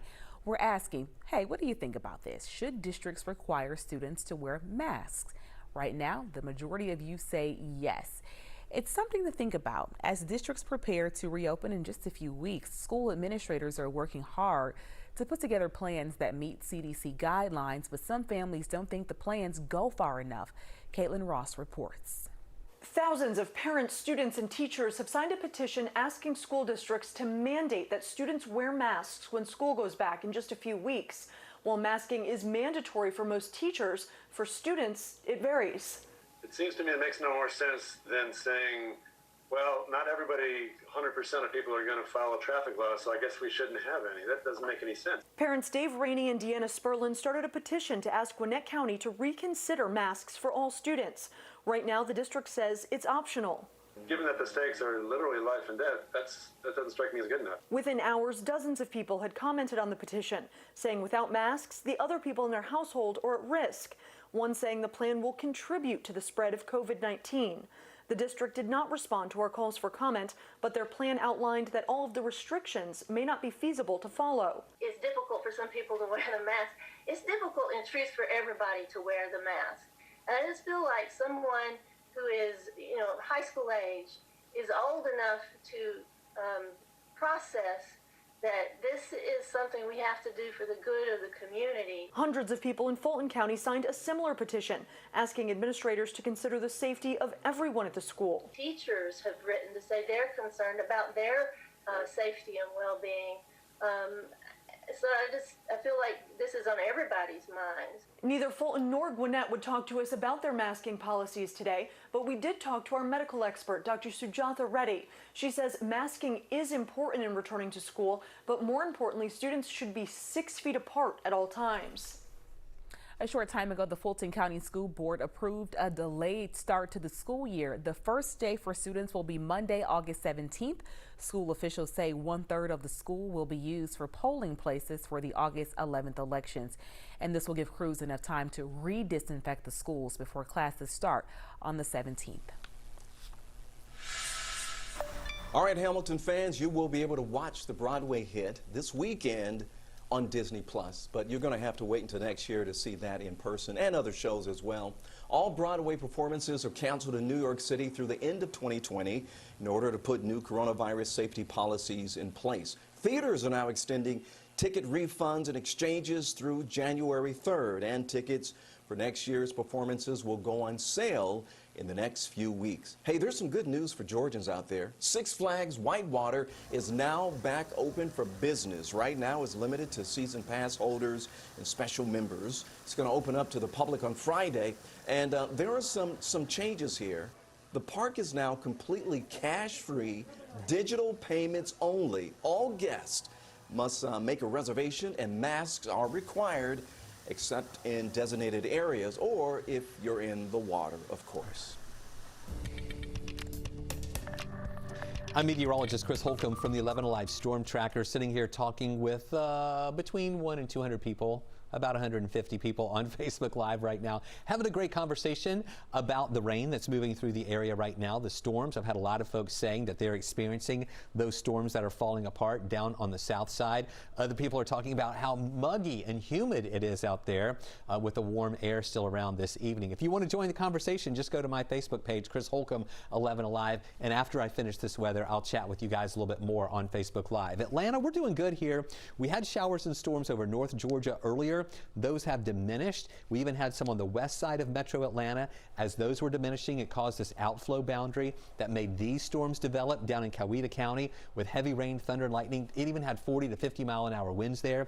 That is now falling apart as it moves into Fayette County and also over into Henry County. This had a lot of lightning with it earlier, but now we only have 2 lightning strikes in the past 15 minutes. We'll keep an eye on this one that's right around Hogansville, between Moreland and Hogansville. That's starting to develop a little bit more as it moves down toward the south. We're also watching what's left of this. This is all that's left of this as it stretches on through Henry County, also over in the eastern parts of Henry County as well, and into northern Butts with some of that heavier rain that's moving through. Also, we've been watching some of these showers that came through Walton County and now are falling apart over on the east side of Lake Oconee. Still some lightning with that in Greene County near I-20. And then these storms are firing up a little bit. That's right on the line between Morgan County, also Putnam County, and Jasper County, with some thunder and lightning moving through that area. So we're fine in Atlanta. Back in Alabama, we're watching those storms diminish. So now that the heating of the day is diminishing, we're going to see those showers and storms really dissipate tonight, but then potentially redevelop tomorrow.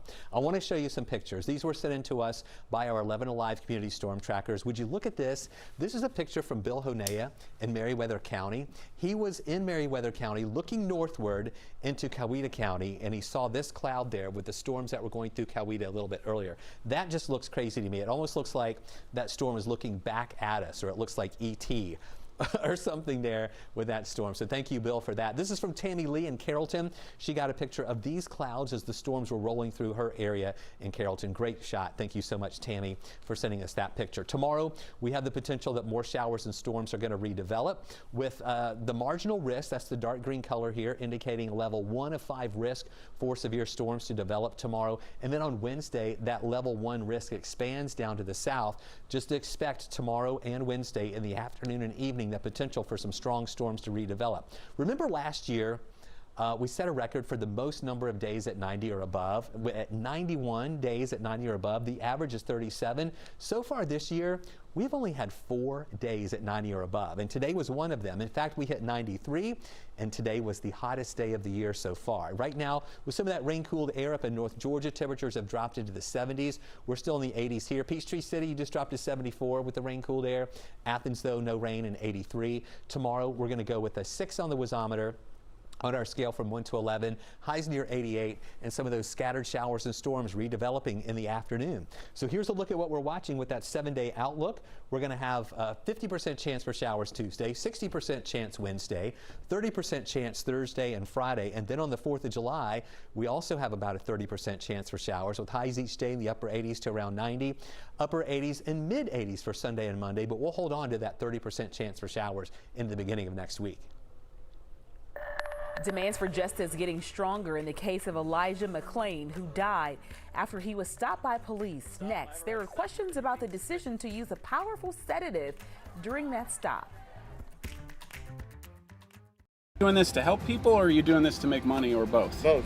Take this email sent to the Verify team. Is it safe to have your house cleaned by outside workers? The best practice is to limit guests to emergencies only.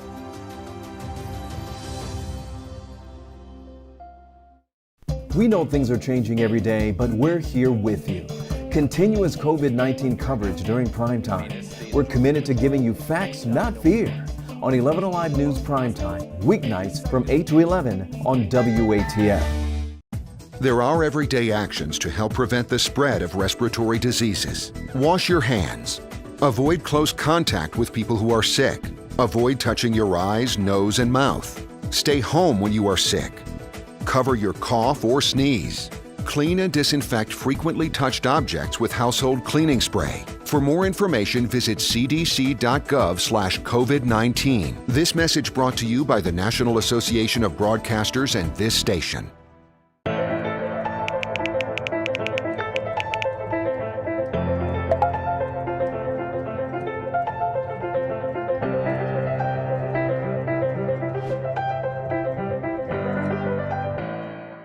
Today at noon on 11Alive.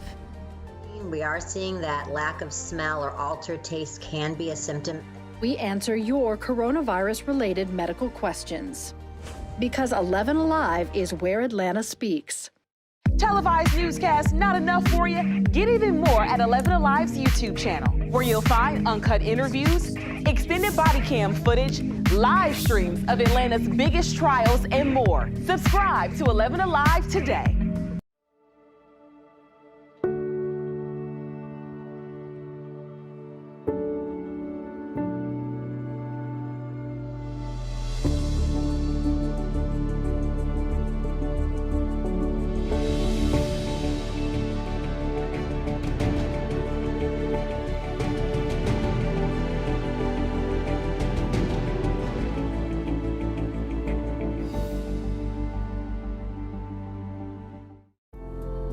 In times of great uncertainty, some things become more clear. The things we take for granted, the people we depend on daily. Here at 11Alive, we'd like to say thank you. First responders. Anger and outrage is growing in Aurora, Colorado over the death of a young black man last year after he was stopped by police while walking home from a store. Elijah McClain's family says they are preparing to file a civil lawsuit as the state attorney general is now investigating whether the officers involved in his death should face charges. Here's NBC's Blaine Alexander with more. In Aurora, Colorado, a symphony of strings mingled with the many voices demanding justice for Elijah McClain. The 23-year-old massage therapist who loved to play the violin died after an encounter with police last August. His family joined protesters in the Denver suburb demanding the officers involved in McClain's death face criminal charges. The seemingly peaceful demonstration spiraling out of control when police in riot gear tried to break it up. Humanity matters! Not black, not white, not all lives, not blue lives. Humanity matters! His death 10 months ago, now under new scrutiny in the wake of protests over the death of George Floyd. It's tragic that it took the death of yet another black man across the country to bring light to Elijah's case, but the family is very glad that people are finally saying Elijah's name. This surveillance video shows McClain at a store buying iced tea moments before police approached him as he walked home. Stop. I have a right to stop you because you're being suspicious. McClain was anemic, his family says, and would wear a ski mask to stay warm. Someone thought that was suspicious and called police. Officers used a chokehold to restrain McLean. I can't breathe correctly. Paramedics later injected him with the drug ketamine, police said, to calm him down. McLean went into cardiac arrest and died several days later. Police say an internal investigation found the officer's actions followed protocol. All three have since been reassigned, the city says, for their own protection. A spokesperson for the Aurora Police Department declined to comment. Last week, the governor appointed the state attorney general to investigate. There is now a flurry of movement in this case after a year. For Elijah's family, is this enough? The changes that have happened to this point are nowhere near enough. An attorney for McLean's family says his death was completely unjustified. Elijah was an absolute angel. He was an innocent young man who had never had any confrontations with the police. An autopsy for McLean came back inconclusive after the pathologist said his death could have been caused by a number of things. He says the officer's actions could have led to McLean's death, or he could have had an unexpected reaction to ketamine or a possible unknown medical condition. Next, as coronavirus cases rise across the country, some patients are experiencing a scary symptom: nightmarish visions that have the potential to hurt their recovery. Every brave Georgian doing their part to make a difference. We see you, we hear you, and we appreciate all that you do. Let's start with a viral message going around. Quote, vast majority of people who died had ibuprofen Advil in their system. This message is fake. We just bought 20 dust masks for $97. Are you doing this to help people or are you doing this to make money, or both? Both. Take this email sent to the Verify team. Is it safe to have your house cleaned by outside workers? The best practice is to limit guests to emergencies only.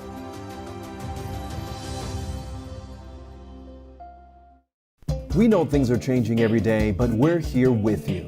Continuous COVID-19 coverage during primetime. We're committed to giving you facts, not fear. On 11Alive News Primetime, weeknights from 8 to 11 on WATF. There are everyday actions to help prevent the spread of respiratory diseases. Wash your hands. Avoid close contact with people who are sick. Avoid touching your eyes, nose, and mouth. Stay home when you are sick. Cover your cough or sneeze. Clean and disinfect frequently touched objects with household cleaning spray. For more information, visit cdc.gov/COVID-19. This message brought to you by the National Association of Broadcasters and this station.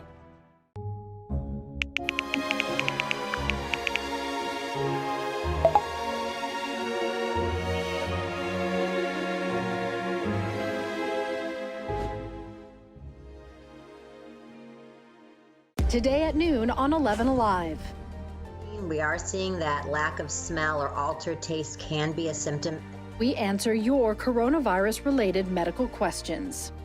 Because 11Alive is where Atlanta speaks.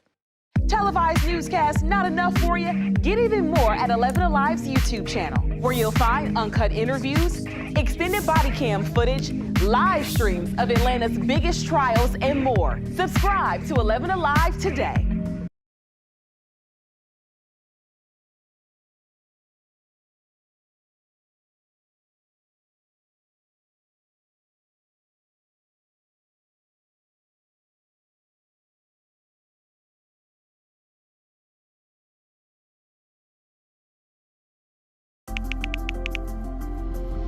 Let's start with a viral message going around. Quote, vast majority of people who died had ibuprofen Advil in their system. This message is fake. We just bought 20 dust masks for $97. Are you doing this to help people or are you doing this to make money, or both? Both. Take this email sent to the Verify team. Is it safe to have your house cleaned by outside workers? The best practice is to limit guests to emergencies only.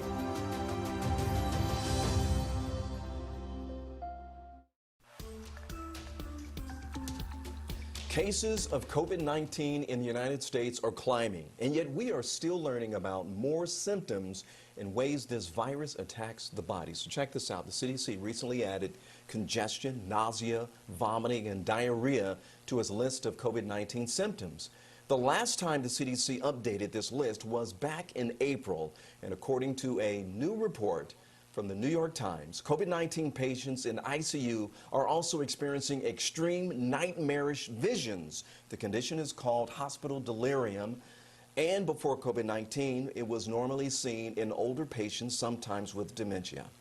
But now, this report says it is affecting about 2/3 to 3/4 of ICU patients, no matter their age. This can lead to extended hospital stays and a slower recovery, and even cause some patients to develop PTSD. As coronavirus cases continue to rise throughout much of the country, there's another trend getting a lot of attention, the mortality rate. And right now it appears to be going down, but that doesn't tell the full story. Here's NBC's Tom Costello. Across the country on this Monday, coronavirus cases continue to break records. Nationwide, the 7-day average of new cases jumped more than 41% in the past week. The nation's Health and Human Services Secretary with a dire warning. We've got our fatality rates and our hospitalization rates are the lowest they've been in 2 months, but this is a very serious situation. The window is closing. We have to act. CDC data does show the number of weekly deaths from COVID declining, most recently dipping into the hundreds. That's down significantly from the tens of thousands of weekly deaths at the height of the pandemic in the spring. But experts are cautioning the public to remember hospitalizations and deaths are so-called lagging indicators of COVID-19. Soon you'll be seeing more deaths. And even though the deaths are coming down as a country, that doesn't mean that you're not going to start seeing them coming up now. The positivity rate in states like California, Texas, and Arizona are also on the rise, meaning new cases are not just a result of increased testing. In most states where you're seeing an increase, it is a real increase. It is not more tests, it is more spread of the virus. Doctors say young people are driving this latest spike, many of whom are asymptomatic. Right now, much younger people are catching the virus. They don't have nearly the complications from coronavirus that older people do or those with pre-existing conditions. And while those younger, healthier adults may have better survival odds driving down the mortality rate, the concern is for those they infect. We're going to see that number go up over the course of the next 30 days as the cases in younger adults do spread to older individuals and those who have conditions that put them at higher risk for severe disease. But doctors are continuing to develop better strategies to combat coronavirus. In ICUs, doctors now delay putting patients on a ventilator, instead treating them with 100% oxygen and placing them on their stomachs to allow better blood and O2 flow.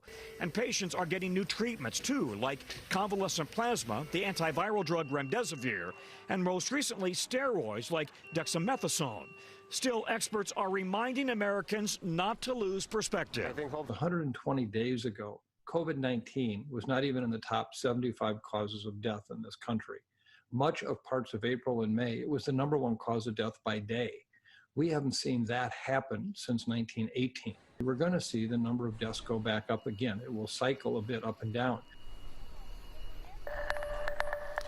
Most of those showers and storms that we have been tracking for you out there tonight have diminished. We still have a few that we're watching south and east of the city. Here's what we've been tracking tonight with those showers and storms that were over northwest Georgia earlier. As those would collapse, additional storms would develop. Right now, we're okay in Atlanta, but on the south side, we're still dealing with a few of those showers and storms. These fell apart in Coweta County and Fayette County. Here at the bottom of the screen, you can see a few of those showers, still with some heavy rain moving down toward the Moreland area.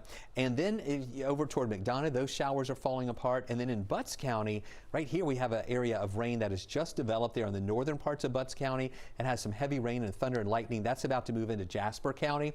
And then these showers moving into Putnam County with some lightning, those are diminishing. And the ones that were crossing over the north end of Lake Oconee earlier through Greene County are also diminishing as they move over I-20. Atlanta's looking good now. We had some showers and storms in Alabama that are weakening as they move into Cleveland County. On my Facebook Live a little while ago, one of the folks who was watching over in Bowden said they had light rain there, and that's what's left of those storms coming in to West Georgia out there right now. And then take a look at this on the big picture. This is one of our pictures sent in by one of our 11Alive community storm trackers from Bill Honea in Meriwether County as he was looking northward into Coweta County at that storm that was moving through. Take a look at this again on the bigger picture so you can get a better view of that. And it almost looks like eyes looking back at you. And then then another picture from one of our 11Alive community storm trackers, Tammy Lee in Carrollton, at a view of those storms that were rolling through West Georgia a little bit earlier. Stay with us. We're going to talk about when we'll see additional showers tomorrow, and if those could turn severe. More about that coming up.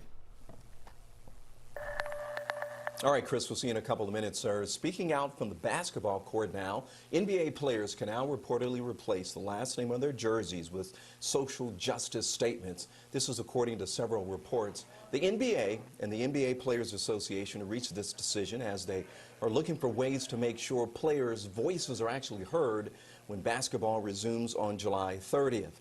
Players Association President and Oklahoma City Thunder guard Chris Paul says the messages are intended to continue to shed light on different social justice issues. Maria Martin explains how other athletes are joining the fight for social justice. What we've seen in recent weeks is athletes using their voices and their platforms now more than ever to jumpstart change in our country. Eagles Landing Christian Academy grad and LA Chargers defensive end Isaac Rochelle is one of those athletes leading the charge. It says more than a post, more than a protest, more than a movement, more than a trend. Atlanta area native Isaac Rochelle now calls California home as a defensive end for the Los Angeles Chargers. What's up, guys? Isaac Rochelle here from the LA Chargers. He started a t-shirt company called Local Human back in April in an effort to raise money for a movement, just like the shirt says, should be more than a trend. It started off with, I think, a collective frustration and fear that what's going on right now could just simply be like a trendy thing. Freedom! It's your right! This is way more than just a moment in time or a movement or a trend. This is about like changing the trajectory of kind of humans and how we view each other. Rochelle explained that Local Human believes in action, and by buying their t-shirt, you are taking action. By buying the shirt, you're donating $15 to 3 different organizations. That's Campaign Zero, the United Negro College Fund, and the National Fair Housing Alliance. He took those t-shirts to the protests in Los Angeles, events that he says gave him hope and perspective. What have you seen with your own eyes that gives you some hope that there is a change and that it is more than just a trend? Yeah, it's a good question. I mean, being from Atlanta and growing up in the South, it's been moving for me to go to these protests and see full white families, you know, holding up signs that say Black Lives Matter. And he's not alone in his efforts. Guys from the NBA and NFL joined in on the protests nationwide. I'm on the radical side where I think, you know, it's our obligation. If we have this platform and we're not using it, you know, we're missing out on an unreal window of time and window of opportunity. Just remember, it feels good to do good, and you guys can easily get involved. Thank you. If you want to learn more about Isaac's mission and maybe even buy a t-shirt, you can head to our website right now for more information.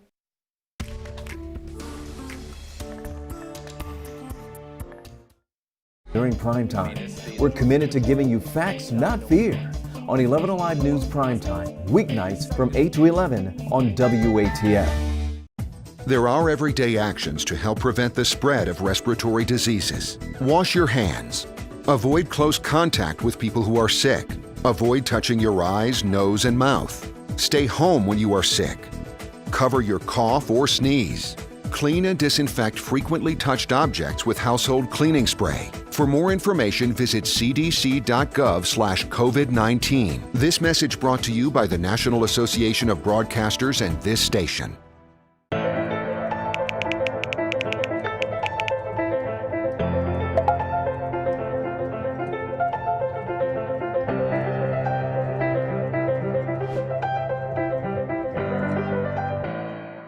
Today at noon on 11Alive.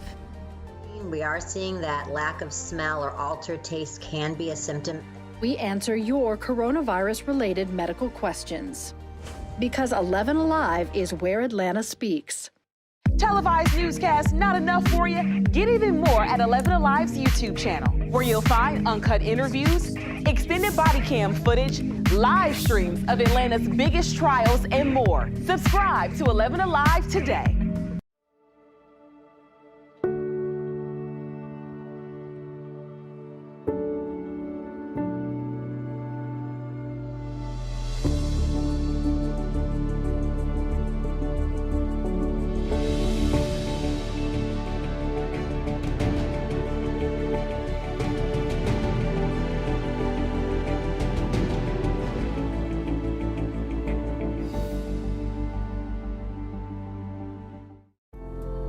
In times of great uncertainty, some things become more clear. The things we take for granted, the people we depend on daily. Here at 11Alive, we'd like to say thank you. First responders, medical staff, sanitation workers, truck drivers, postal workers, and every brave Georgian doing their part to make a difference. We see you, we hear you, and we appreciate all that you do.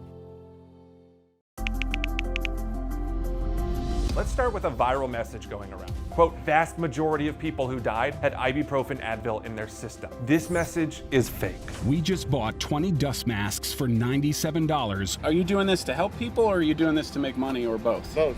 Take this email sent to the Verify team. Is it safe to have your house cleaned by outside workers? The best practice is to limit guests to emergencies only.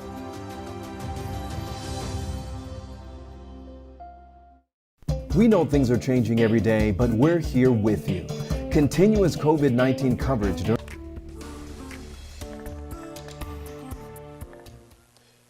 The White House under a lot of pressure today to explain what administration officials knew and when about reports that Russia put a bounty on the lives of U.S. service members in Afghanistan. Alice Barr is in Washington with the very latest. The White House again on defense today, briefing members of Congress about allegations that Russia offered the Taliban money to kill American troops in Afghanistan.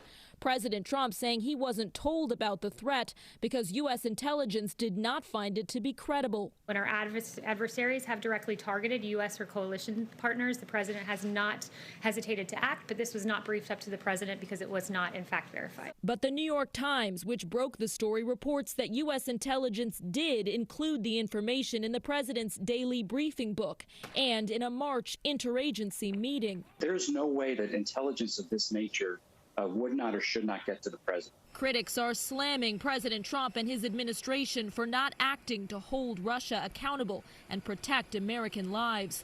The Washington Post reports U.S. intelligence now believes the Russian bounties may have led to the deaths of several U.S. service members. Our troops need their commander-in-chief to defend them, and in fact he's done nothing of the sort and claims that he does not know. A spokesman for Russian President Vladimir Putin denying any involvement. This is really ridiculous to spread this kind of information. But a former U.S. ambassador to Russia says it fits a pattern of aggression by Putin. It's empowering to him when we don't push back on these belligerent, egregious behaviors, and the President of the United States has never once pushed back. Instead, the White House today pushing back on another Russia controversy. LGBTQ communities across the country are holding Pride Month celebrations. This year marks the 50th anniversary of the first parade held in New York City. But the community is also taking this opportunity to march in solidarity with those protesting police brutality. From New York to San Francisco, they marched with signs that read Black Lives Matter. In Minneapolis, there were marches to protest violence against Black transgender women. A pivotal moment for LGBTQ rights in the United States actually started as a movement against police brutality.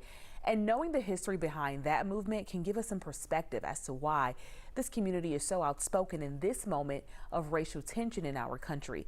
Here's Jeremy Campbell with more on the Stonewall riots. The Stonewall riots were a turning point for LGBTQ activists in the United States. It all started in 1969 at the Stonewall Inn, a popular gay bar in Greenwich Village in New York City. At the time, it was common for police to conduct raids on bars like Stonewall. That's because the city denied liquor licenses to gay establishments, so most operated illegally. This made them a frequent target of police raids. In the early morning hours of June 28th, police raided the Stonewall Inn. Usually, customers would clear out when police arrived, but this time was different. As officers rounded up drag queens, employees, and patrons, the crowd pushed back and began throwing things at the police. The chanting and yelling attracted more people to the streets.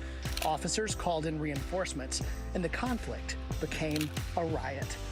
For 6 days after the raid, thousands took to the streets, protesting and clashing with police. The riots eventually died down, but left a mark. These uprisings invigorated the fight for gay rights and became a turning point for activists. Today, Pride events are held at the end of June in commemoration of Stonewall, a pivotal point in the fight for LGBTQ rights. We still have some showers and storms that are holding together, one over Butts County right now and over near Jasper County and the southern parts of Newton County as well, with very heavy rain and thunder and lightning. Elsewhere, things are really falling apart. We've been tracking the storms in northwest Georgia that have diminished. We still have some light showers in Gilmer County and Fannin County. Over in Carroll County, storms that were coming out of Alabama are weakening, but still some light rain in Carroll and the northern parts of Heard County. But on the south side, we had these heavier showers and storms around Noonan earlier through Fayette County. Those fell apart as they were going through Henry County. And then just to the south of that, near Hogansville, the northern parts of Troup County, right here in the Meriwether, northwestern part of Meriwether County, southern parts of Coweta, we still have a few showers there. Some of that heavy just to the south of Hogansville. Here's that heaviest storm that we have right now with those storms that were diminishing in Henry. But now this right over Jackson Lake is developing some really heavy rain. A lot of lightning with that. You know what? Let me pause this for just a second. Y'all hold with this a second. I want to do a lightning count on this so we can see how much lightning is just in that one cell, because that really looks like it's not diminishing, it's increasing. We have 32 lightning strikes in the past 15 minutes with that right on the county line between Butts County and Jasper County, the southern parts of Newton County as well. Atlanta's looking okay. Now, you know, we still have a chance for a couple of little isolated showers tonight, but we're not really expecting anything severe moving through. Those storms in Alabama diminishing, so I really think we're going to be okay for the rest of the night. Take a look at this on the bigger picture. This is our tower cam in Rome, where you see that the roads are wet there on the side from some of the heavier showers that we had a little bit earlier, but most of the road, at least where the the cars have been going along that has dried off a good bit, because it's been a little while since we've had any rain. Now tomorrow we're going to see showers and storms redeveloping, and some of those could be strong once again, and the Storm Prediction Center has much of the area around I-20 northward and over to the east of us in a marginal risk. That's the level 1 of 5 risk. That means when storms develop tomorrow, there is the potential that some of them could be strong. The main threats would be some damaging wind, hail, heavy rain, frequent lightning. Those are the main threats with that. And then on Wednesday, that marginal risk, or the level 1 of 5 risk, extends even more down to the south, including all of our area. And I really think Wednesday is going to be the better chance for a better coverage of showers. And again, some of those could be strong at times. Today, hottest day so far of the year. We hit 93 degrees. This is only the 4th time this year that we have been at 90 or above. The average high for this time of year is 88. And no rain officially at Hartsfield-Jackson today, even though some of you did get some rain. Hartsfield-Jackson got nothing, and we're a little bit more than 13.5 inches above where we should be in rainfall for the year. We're still holding in the lower 80s. The places that got rain cooled off. Look at this. Peachtree City has dropped to 73, Carrollton 74, Marietta 78. Northwest Georgia cooled off earlier with some of the rain-cooled air that came in. Tomorrow, we're back up to 88 degrees. We'll go with the 6 on the wasometer. That's our scale from 1 to 11, where an 11 is a perfect day. Scattered showers, though, redeveloping tonight. The showers will be diminishing through the nighttime hours. Tomorrow morning, we're dry. At noontime, we're dry. It's in the afternoon when scattered showers are going to redevelop, and these are some of those that could be strong. They linger into the evening hours before they diminish, and then redeveloping again on Wednesday, especially after lunch and during the afternoon hours, where we can see some of those stronger storms around as well. Then we watch the rain chances coming down to 30% on Thursday, highs near 89. Friday up to 90 with a 30% chance for showers. We'll keep the 30% chance on Saturday as well. That's the 4th of July. Just know you may have to dodge a shower or two while you're cooking out, but not everybody's going to be getting hit all day. We'll have a lot of dry hours. Continuing with the 30% chance for showers Sunday and Monday, with highs at 88 Sunday, 86 by Monday. We're not yet a month into the Atlantic hurricane season, and it's already been a record-setting year. Last week, Tropical Storm Dolly became the 4th named storm of the season. It's the earliest we've seen that many. Experts had already predicted that this hurricane season would be busier than usual, but why? Here's our why guy. This year's hurricane season was busy before it even began. 2 storms, powerful enough to earn the names Arthur and Bertha, were churning in the Atlantic before the official start of the season on June 1st. It may be a sign of things to come. Scientists with the National Oceanic and Atmospheric Administration believe we could see as many as a half dozen major hurricanes in the Atlantic this year. That's twice as many as a typical year. Let's look at why experts are predicting a busier than normal season. It begins with the temperature of the Atlantic waters. Sea surface temperatures in the tropical Atlantic are above normal range. Warm water helps fuel tropical storms. NOAA's Matt Rosencrans says the temperature of the Atlantic will help energize any tropical activity. There's also the possibility that we could move into a climate pattern known as La Nina. Wind shear can tear away the top portion of a hurricane. There's far less chance of that happening in a La Nina pattern. It allows the storms to pull the most amount of energy out of the water. It allows the storms to just kind of develop in a less hostile environment. Weather patterns along West Africa, where Atlantic storms typically begin, also indicate a busy year. The Atlantic region has been in a weather pattern capable of producing busy hurricane seasons for the last 25 years. Patterns like this typically last between 25 and 40 years. This one could go 30 years, it could go 41 years. Experts say the time to prepare for this hurricane season is now.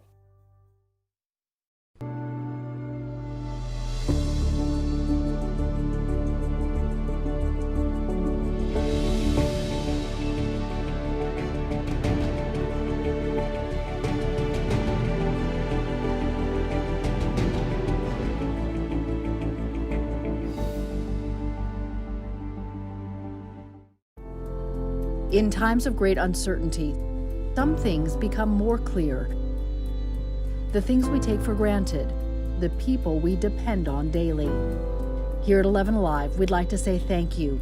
First responders, medical staff, sanitation workers, truck drivers, postal workers, and every brave Georgian doing their part to make a difference. We see you, we hear you, and we appreciate all that you do. Let's start with a viral message going around. Quote, vast majority of people who died had ibuprofen Advil in their system. This message is fake. We just bought 20 dust masks for $97. Are you doing this to help people or are you doing this to make money or both? Both. Take this email sent to the Verify team. Is it safe to have your house cleaned by outside workers? The best practice is to limit guests to emergencies only.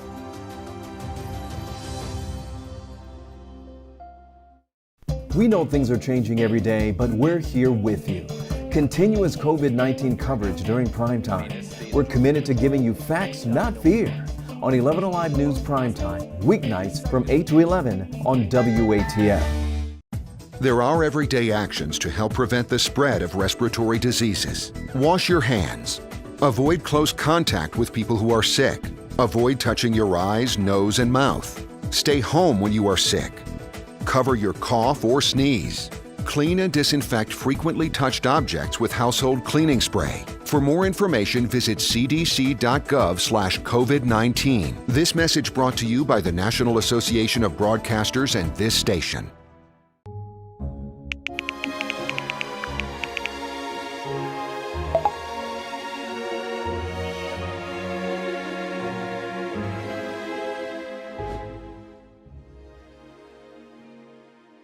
Today at noon on 11Alive. We are seeing that lack of smell or altered taste can be a symptom. We answer your coronavirus-related medical questions. Because 11Alive is where Atlanta speaks. Televised newscasts not enough for you? Get even more at 11Alive's YouTube channel, where you'll find uncut interviews, extended body cam footage, live streams of Atlanta's biggest trials, and more. Subscribe to 11Alive today.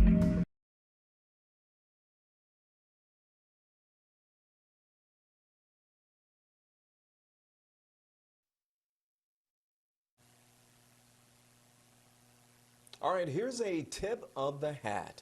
3 former presidents giving the traditional sign of acknowledgement and respect in honor of the 100th anniversary of the Negro Leagues. The leagues existed from 1920 until the early 1960s, producing 35 Baseball Hall of Famers.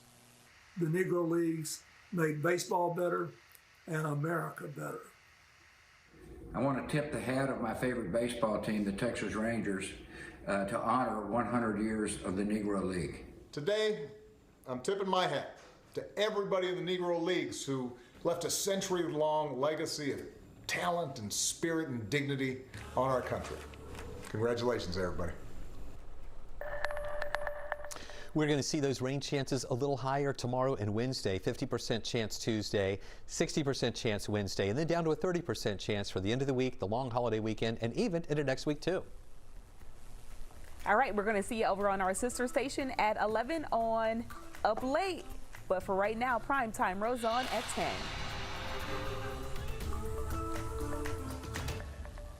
Objects with household cleaning spray. For more information, visit cdc.gov/COVID-19. This message brought to you by the National Association of Broadcasters and this station.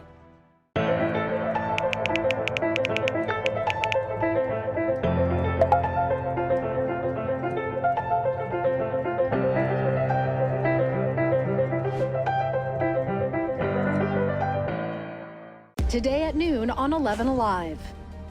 We are seeing that lack of smell or altered taste can be a symptom. We answer your coronavirus-related medical questions. Because 11Alive is where Atlanta speaks.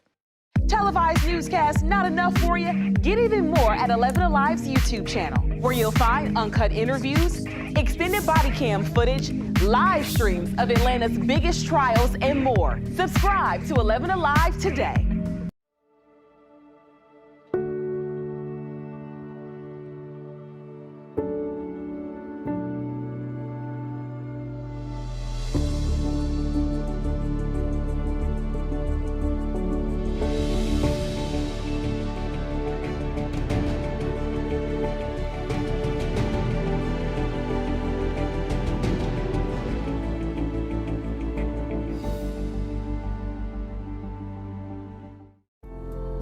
In times of great uncertainty, some things become more clear.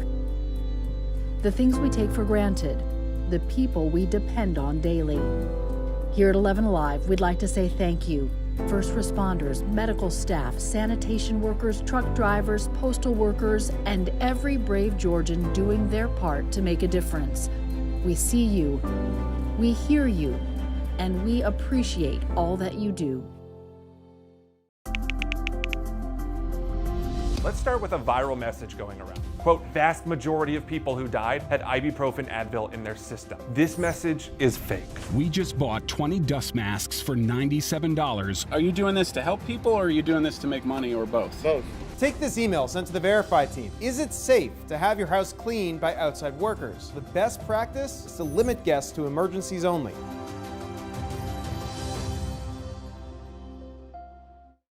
We know things are changing every day, but we're here with you.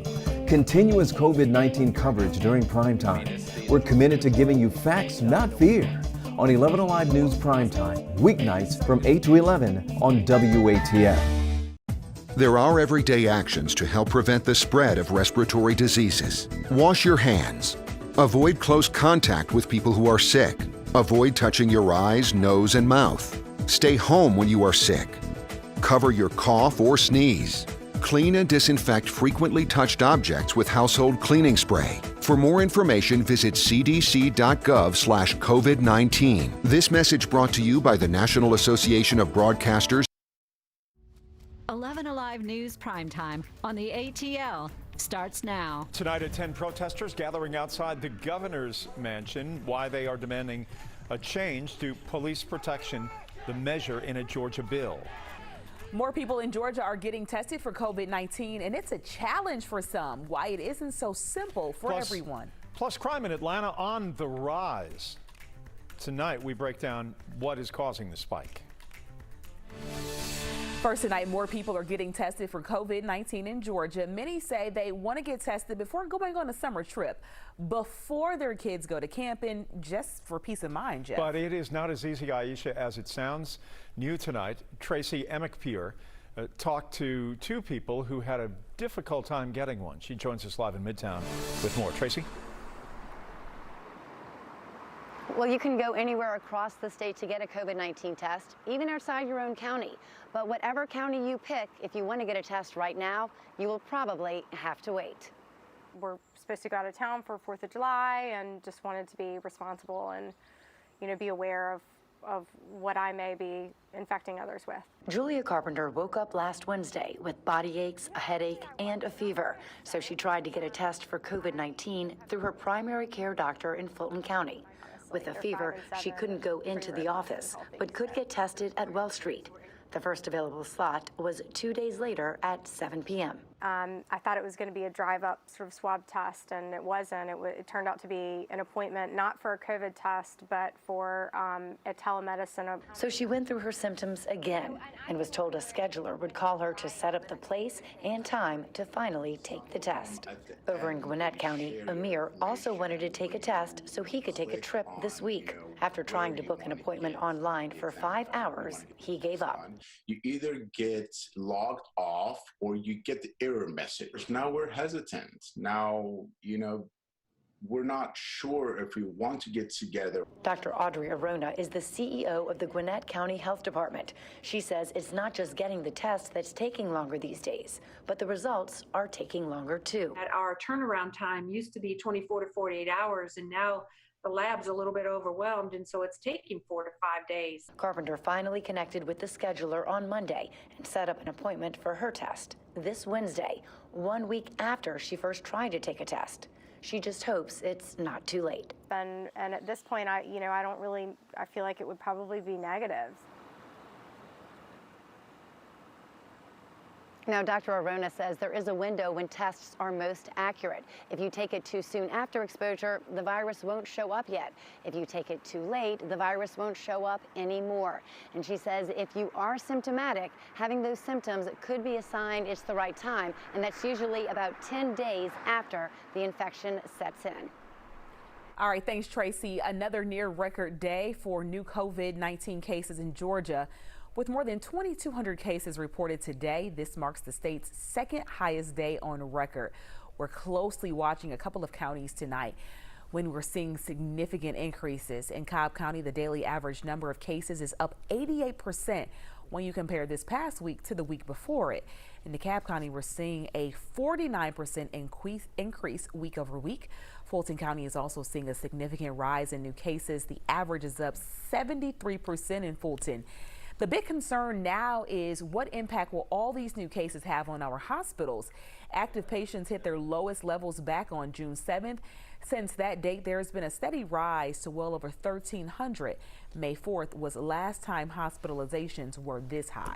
Happening tomorrow, free COVID-19 testing in DeKalb County. New Birth Missionary Baptist Church is partnering with the 100 Black Men of DeKalb County to host drive-through testing. The testing will take place at the church from 10 a.m. until 2 p.m. in the afternoon. No registration is necessary. People with positive test results will be consulted about additional medical treatment. So the debate over wearing masks to help combat the spread of COVID-19 is now extending into our schools. Thousands of parents, students, and teachers have signed petitions asking school districts to mandate masks when school starts back in August.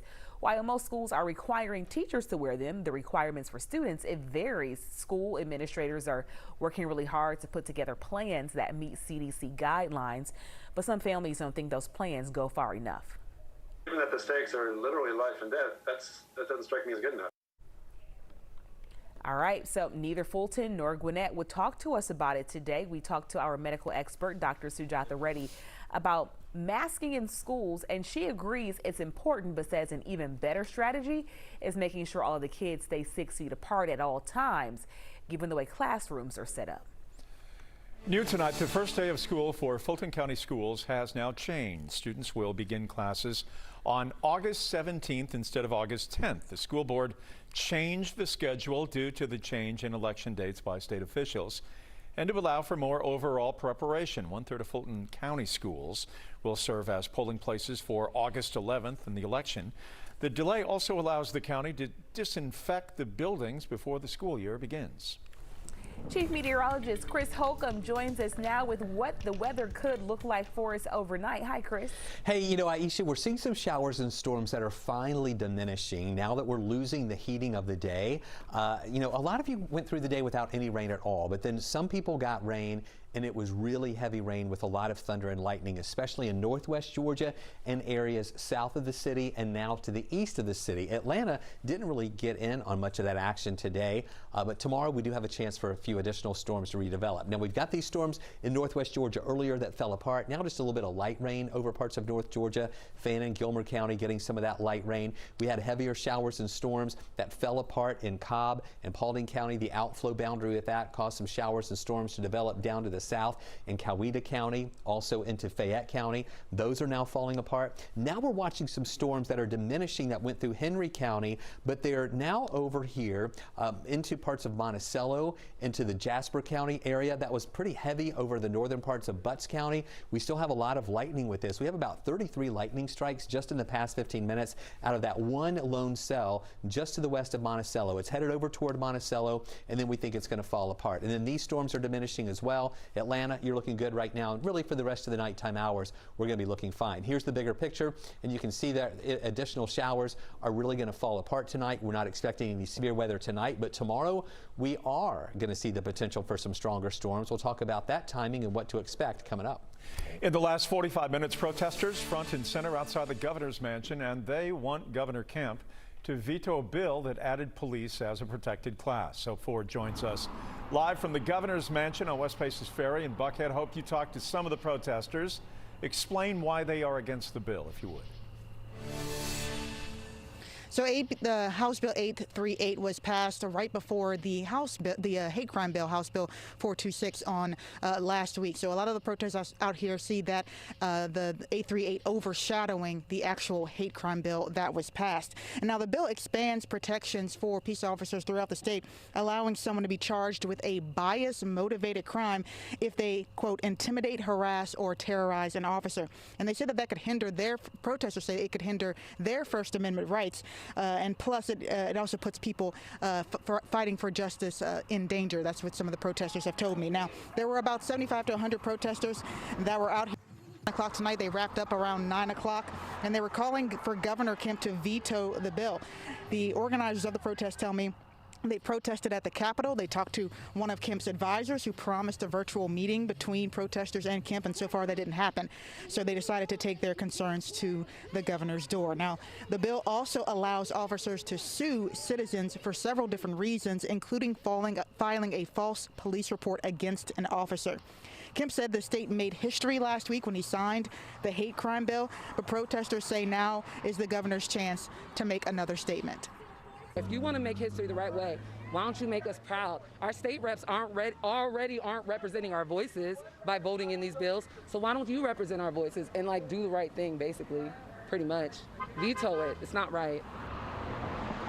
And protesters say that this bill is too much because there are already protections in place for police officers. Now, some of the protesters said that they are a little bit hopeful because Governor Kemp has not signed the bill yet, but they say they will continue to protest until he makes a decision either way. An iconic landmark in downtown Atlanta could soon have a new owner. Warner Media is selling the CNN Center. Warner Media, which operates CNN, says it plans to lease the building back from its new owners for about 5 years. The company says it's consolidating operations with CNN's newly renovated Techwood campus in Midtown. Warner Media says there will be no immediate impact to employees working downtown at CNN. Many of them are currently working remotely due to COVID-19. Now to a crack in a cold case in northwest Georgia. A Dalton woman has just been identified as the victim in a Pennsylvania case that goes back to 1987. At the time, she was 37 years of age. Donna K. Griffins. Her remains were found along a roadway in Northampton County, but her identity was only recently revealed through DNA analysis. Investigators say that Griffin moved to Philadelphia in the 1970s. They're still trying to figure out the motive and who the killer was in this case. A DeKalb County firefighter was injured while battling a house fire in Stone Mountain. We're told the firefighter broke his leg after falling on some debris. The fire department says this all started as a brush fire, which quickly spread to a home on Burnside Drive. The family was able to escape safely. Burnside Drive for a house fire. How about that? A local nightclub is closing its doors on Cheshire Bridge Road after two people who attended An event tested positive for COVID-19. We showed you video last week at the Heretic, a big crowd on June 20th. The general manager now says or states here that after the event that night, 2 people told him they had tested positive. He says that all future events at the Heretic have been postponed until further notice, and the club will then issue refunds. He also apologized to patrons, saying the advice coming from health professionals, a stark contrast to the guidelines coming from the state. Crimes on the rise in Atlanta, why the head of the police union believes it can be traced back to the death of Rayshard Brooks. And changes in the way the LGBTQ community and its allies are celebrating Pride Month. In the next half hour, how the community is becoming inclusive, even more so. Today at noon on 11Alive. We are seeing that lack of smell or altered taste can be a symptom. We answer your coronavirus-related medical questions. Because 11Alive is where Atlanta speaks. Televised newscasts not enough for you? Get even more at 11Alive's YouTube channel, where you'll find uncut interviews, extended body cam footage, live streams of Atlanta's biggest trials, and more. Subscribe to 11Alive today.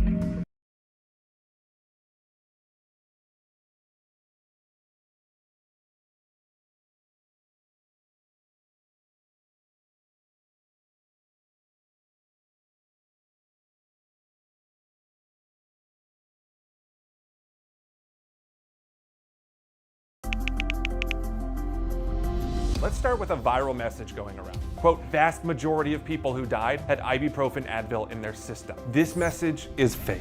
We just bought 20 dust masks for $97. Are you doing this to help people or are you doing this to make money, or both? Both. Take this email sent to the Verify team. Is it safe to have your house cleaned by outside workers? The best practice is to limit guests to emergencies only.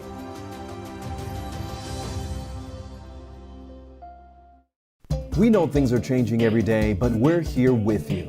Continuous COVID-19 coverage during primetime. We're committed to giving you facts, not fear.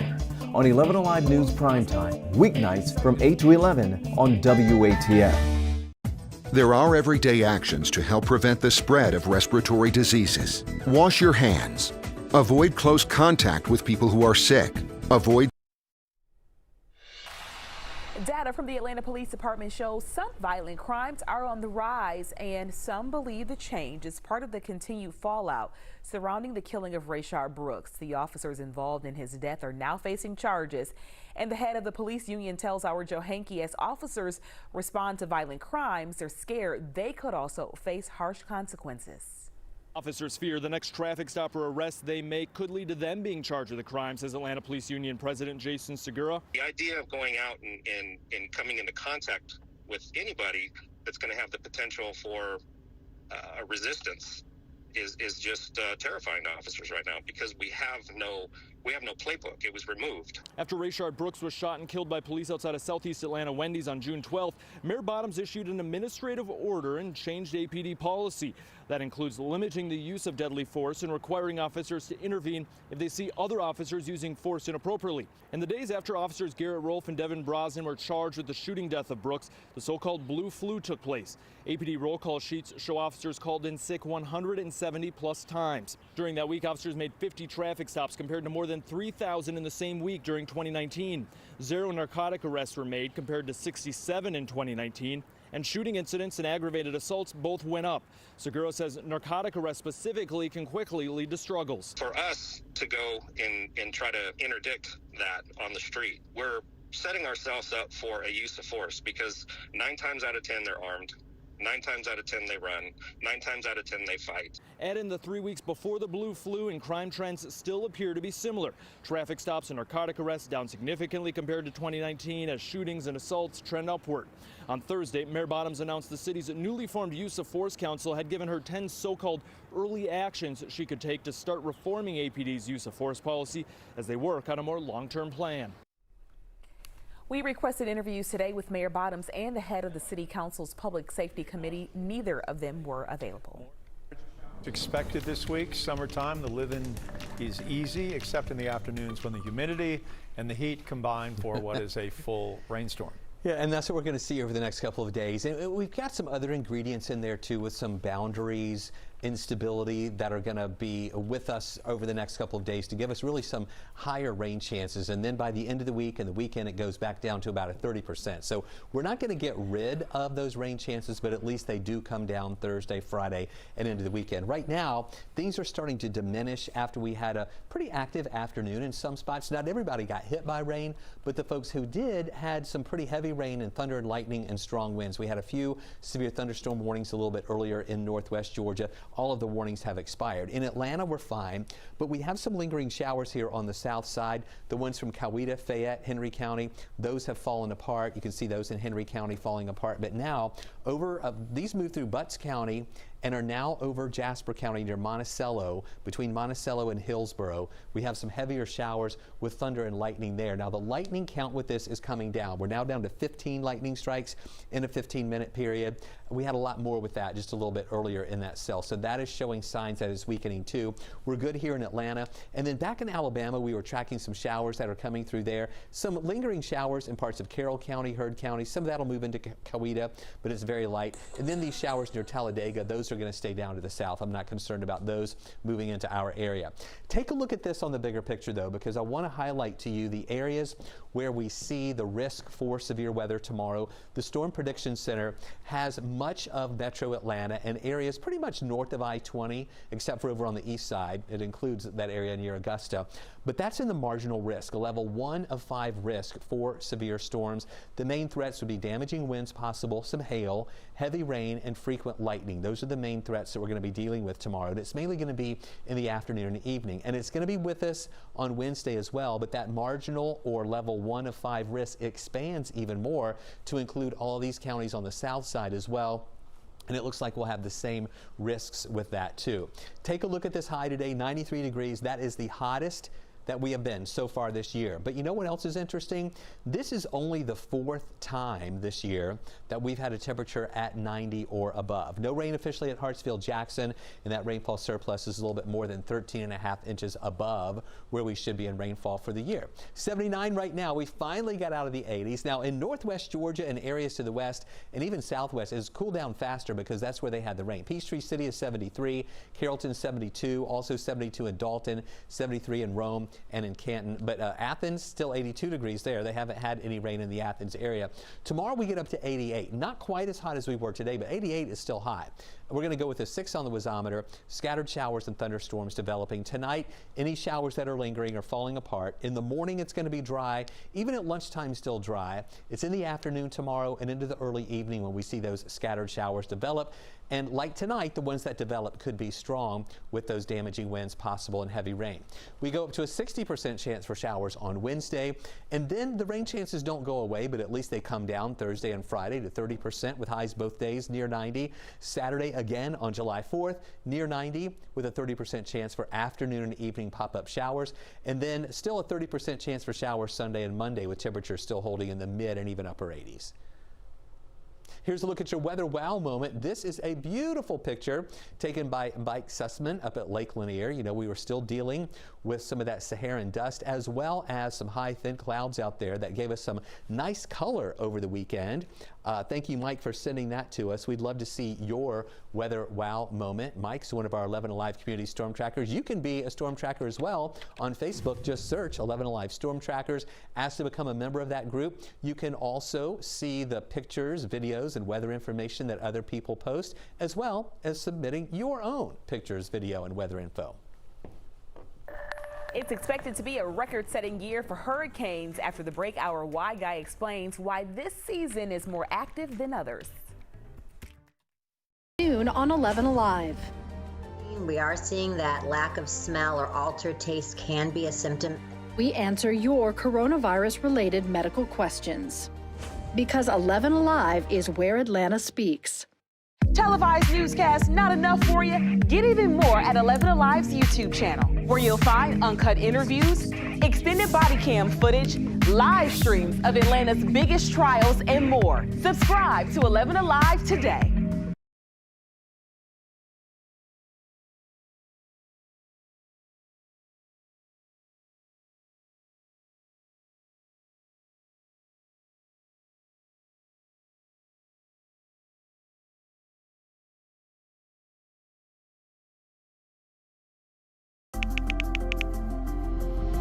Let's start with a viral message going around. Quote, vast majority of people who died had ibuprofen Advil in their system. This message is fake. We just bought 20 dust masks for $97. Are you doing this to help people or are you doing this to make money or both? Both. Take this email sent to the Verify team. Is it safe to have your house cleaned by outside workers? The best practice is to limit guests to emergencies only.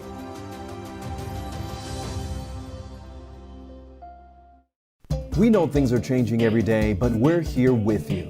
Continuous COVID-19 coverage during primetime. We're committed to giving you facts, not fear.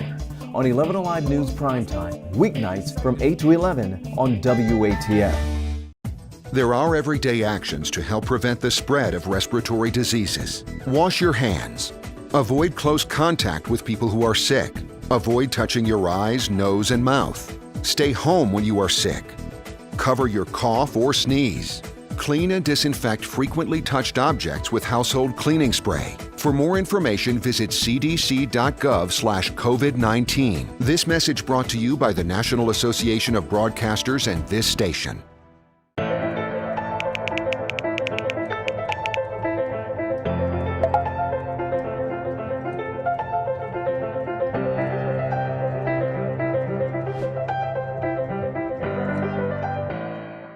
Today at noon on 11Alive. We are seeing that lack of smell or altered taste can be a symptom. We answer your coronavirus-related medical questions. Because 11Alive is where Atlanta speaks. Televised news. We're not yet a month into the Atlantic hurricane season, and it's already been a record-setting year. Last week, Tropical Storm Dolly became the 4th named storm of the season. It's the earliest we've seen that many. Experts had already predicted this hurricane season would be busier than usual, but why? Here's our why guy. This year's hurricane season was busy before it even began. 2 storms, powerful enough to earn the names Arthur and Bertha, were churning in the Atlantic before the official start of the season on June 1st. It may be a sign of things to come. Scientists with the National Oceanic and Atmospheric Administration believe we could see as many as a half-dozen major hurricanes in the Atlantic this year. That's twice as many as a typical year. Let's look at why experts are predicting a busier than normal season.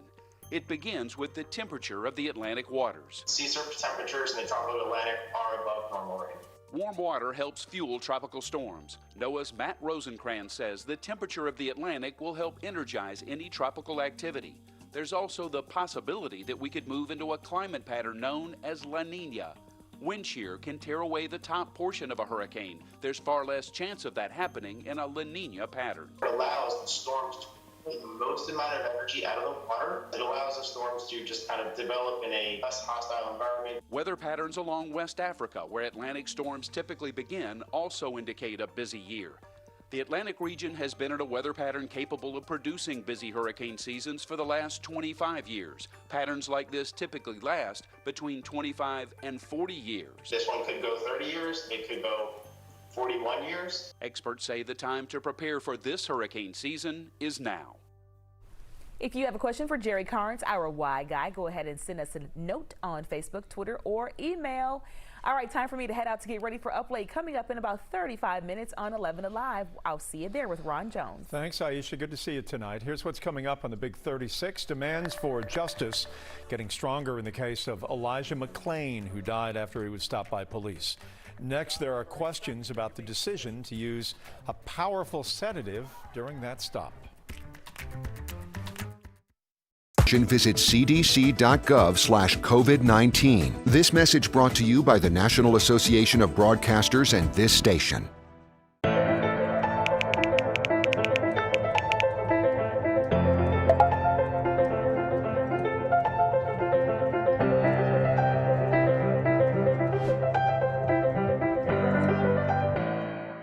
Today at noon on 11Alive. We are seeing that lack of smell or altered taste can be a symptom. We answer your coronavirus-related medical questions. Because 11Alive is where Atlanta speaks. Televised newscasts not enough for you? Get even more at 11Alive's YouTube channel, where you'll find uncut interviews, extended body cam footage, live streams of Atlanta's biggest trials, and more. Subscribe to 11Alive today.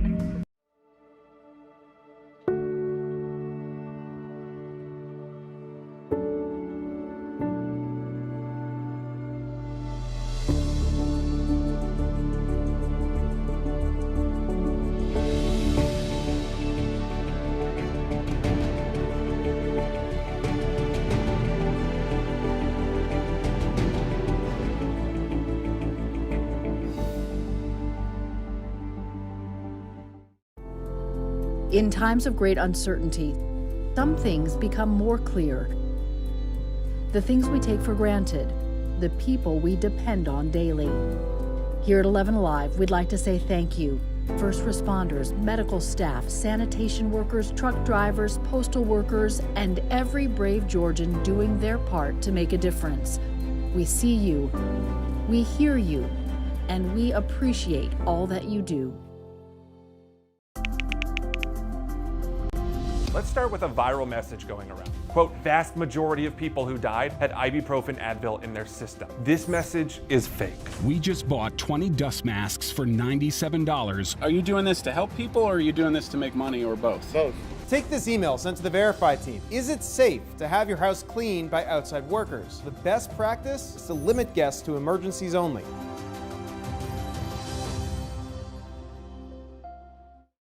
We know things are changing every day, but we're here with you. Continuous COVID-19 coverage during primetime. We're committed to giving you facts, not fear. On 11Alive News Primetime, weeknights from 8 to 11 on WATF.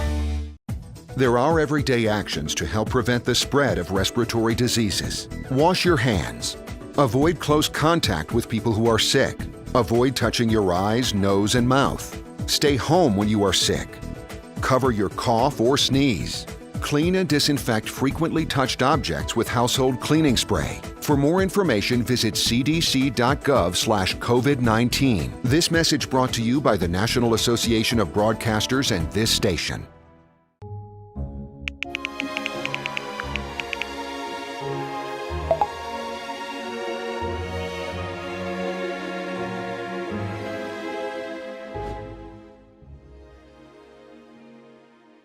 Today at noon on 11Alive. We are seeing that lack of smell or altered taste can be a symptom. We answer your coronavirus-related medical questions. Cases of COVID-19 in the United States are climbing, and yet we are still learning about more symptoms and the way the virus continues to attack the body. The CDC recently added congestion, nausea, vomiting, diarrhea to its list of COVID-19 symptoms. This thing continues to vex all of us in medicine as well, or so it would seem. The last time the CDC updated this list way back in April, and according to a new report from the New York Times, COVID-19 patients in the ICU, and here's a new one, are experiencing extreme nightmarish visions. The condition is called hospital delirium, and before COVID-19, it was normally seen in older patients, sometimes with dementia. But now, this report says it is affecting about 2/3 to 3/4 of ICU patients, no matter their age. This can lead to extended hospital stays and a slower recovery, and even lead some patients to develop PTSD. As coronavirus cases continue to rise throughout much of the United States, there is another trend getting a lot of attention, and that is the mortality rate. And right now it appears to be going down, but that does not tell the full story. Here is NBC's Tom Costello. Across the country on this Monday, coronavirus cases continue to break records. Nationwide, the 7-day average of new cases jumped more than 41% in the past week. The nation's Health and Human Services Secretary with a dire warning. We've got our fatality rates and our hospitalization rates are the lowest they've been in 2 months, but this is a very serious situation. The window is closing. We have to act. CDC data does show the number of weekly deaths from COVID declining, most recently dipping into the hundreds. That's down significantly from the tens of thousands of weekly deaths at the height of the pandemic in the spring. But experts are cautioning the public to remember hospitalizations and deaths are so-called lagging indicators of COVID-19. Soon you'll be seeing more deaths. And even though the deaths are coming down as a country, that doesn't mean that you're not going to start seeing them coming up now. The positivity rate in states like California, Texas, and Arizona are also on the rise, meaning new cases are not just a result of increased testing. In most states where you're seeing an increase, it is a real increase. It is not more tests, it is more spread of the virus. Doctors say young people are driving this latest spike, many of whom are asymptomatic. Right now, much younger people are catching the virus. They don't have nearly the complications from coronavirus that older people do or those with pre-existing conditions. And while those younger, healthier adults may have better survival odds, driving down the mortality rate, the concern is for those they infect. We're going to see that number go up over the course of the next 30 days as the cases in younger adults do spread to older individuals and those who have conditions that put them at higher risk for severe disease. But doctors are continuing to develop better strategies to combat coronavirus. In ICUs, doctors now delay putting patients on a ventilator, instead treating them with 100% oxygen and placing them on their stomachs to allow better blood and O2 flow. And patients are getting new treatments too, like convalescent plasma, the antiviral drug remdesivir, and most recently steroids like dexamethasone. Still, experts are reminding Americans not to lose perspective. 120 days ago, COVID-19 was not even in the top 75 causes of death in this country. Much of parts of April and May, it was the #1 cause of death by day. We haven't seen that happen since 1918. We're going to see the number of deaths go back up again. It will cycle a bit up and down. The treatment drug remdesivir has been shown to shorten recovery time for severely ill patients. And we just got a look at what the price tag is going to be on that drug. For those covered by government health programs in the United States and other developed countries, it's priced at $2,340. It will be $3,120 for patients with private insurance. The amount that you pay out of pocket is going to depend on your insurance and other factors. Those prices have been criticized for being too high, particularly since the drug received public funding. But the company says it tried to make this drug widely accessible. 3 of Georgia's most prominent Democrats now are pointing to new voting data, and they are happy. The trends, they say, that could signal the end of Republican dominance in Georgia. 11Alive's Doug Richards is taking a closer look. The newest reason for Georgia Democrats' optimism about this November's election comes from a place where you might not expect. I'm Donald J. Trump, and I approve this message. President Trump's campaign is running new advertising on Georgia TV stations this week, clobbering Democrat Joe Biden's record on criminal justice. We do everything but hang people for jaywalking in this bill. Georgia Democrats say it shows that Republicans are worried about carrying the state in November. When is the last time a presidential candidate a Republican had to advertise in Georgia at all, let alone in June of an election year? Democrat Stacey Abrams told reporters there's a bright side to the crowds that flocked to precincts for the June 9th primary. That day, voters had to tell poll workers whether they wanted to vote in Democratic or Republican races. And Democrats say 167,000 more voters pulled Democratic ballots. They say that's up 61% from the 2016 presidential primary. In the last year and a half, Democrats say 750,000 new voters have registered in Georgia, and that 45% of them are below the age of 30 and 49% are people of color. Trump and his allies will be on defense for the remainder of this general election campaign. Democrats nominated John Ossoff to face Republican Senator David Perdue in November. He is the divider in chief. The Democratic National Machinery is also helping Reverend Raphael Warnock in his jungle primary special election against Republican Senator Kelly Loeffler, Republican Congressman Doug Collins, and others. Is it up in the air? Absolutely. Republican strategist Brian Robinson says Georgia Republicans also have to find new voters. So we've got to go find those folks, get them registered, and then have a turnout effort to get them to the polls, much the way that Stacey Abrams did with the Fair Fight Action. If Democrats were to win either of the 2 U.S. Senate seats up for grabs in November, it would break a 20-year losing streak. Zell Miller was the last Democrat to win a U.S. Senate seat in Georgia. There is anger and outrage in Aurora, Colorado. That is a suburb, to make the analogy, it is a suburb to Denver the way Gwinnett County in large part would be to Atlanta. And this is over the death of a young African-American man last year after he was stopped by police while walking home from a store. Elijah McClain's family says that they are preparing to file a civil lawsuit as the Colorado State Attorney General is now investigating whether the officers involved in his death should be facing charges. Here's NBC's Blaine Alexander. In Aurora, Colorado, a symphony of strings mingled with the many voices demanding justice for Elijah McClain. The 23-year-old massage therapist who loved to play the violin died after an encounter with police last August. His family joined protesters in the Denver suburb demanding the officers involved in McClain's death face criminal charges. The seemingly peaceful demonstration spiraling out of control when police in riot gear tried to break it up. No! No! Stop! Stop! Humanity matters! Not black, not white, not all lives, not blue lives. Humanity matters!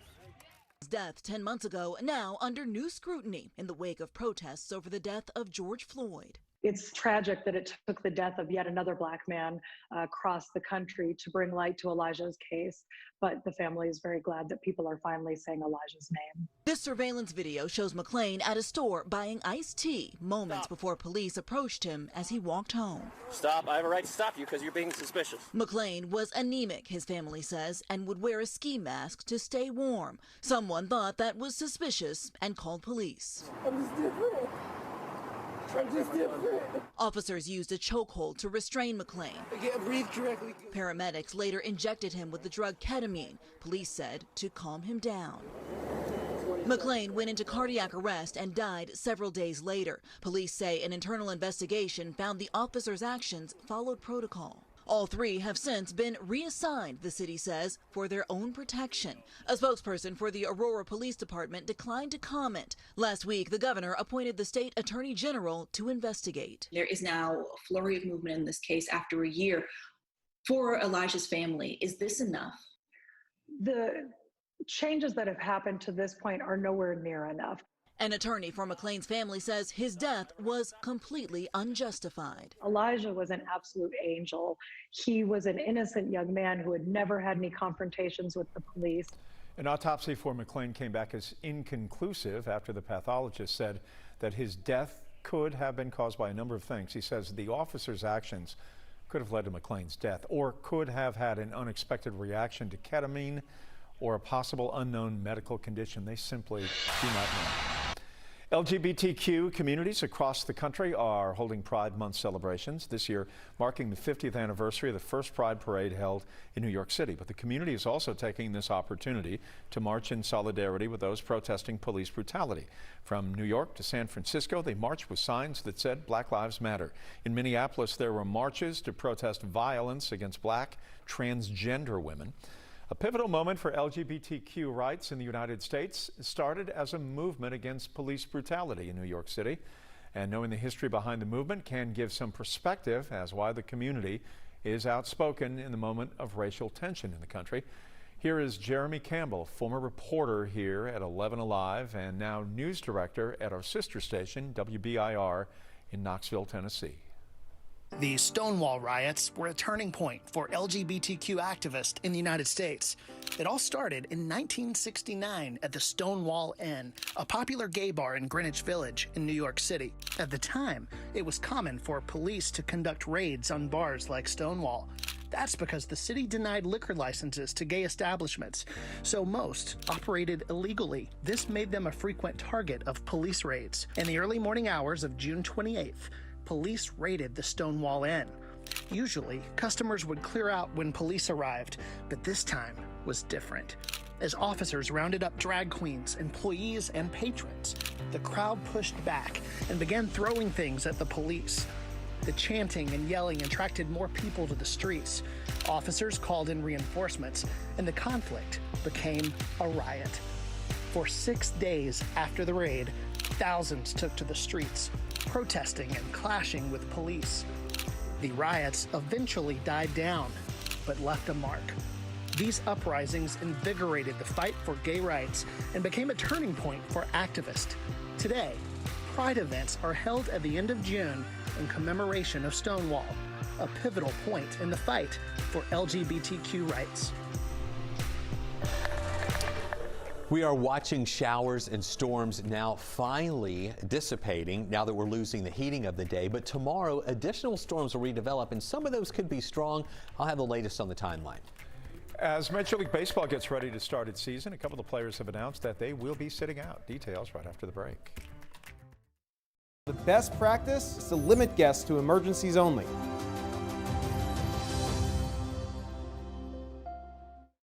We know things are changing every day, but we're here with you. Continuous COVID-19 coverage during primetime. We're committed to giving you facts, not fear. On 11Alive News Primetime, weeknights from 8 to 11 on WATF. There are everyday actions to help prevent the spread of respiratory diseases. Wash your hands. Avoid close contact with people who are sick. Avoid touching your eyes, nose, and mouth. Stay home when you are sick. Cover your cough or sneeze. Clean and disinfect frequently touched objects with household cleaning spray. For more information, visit cdc.gov/COVID-19. This message brought to you by the National Association of Broadcasters and this station.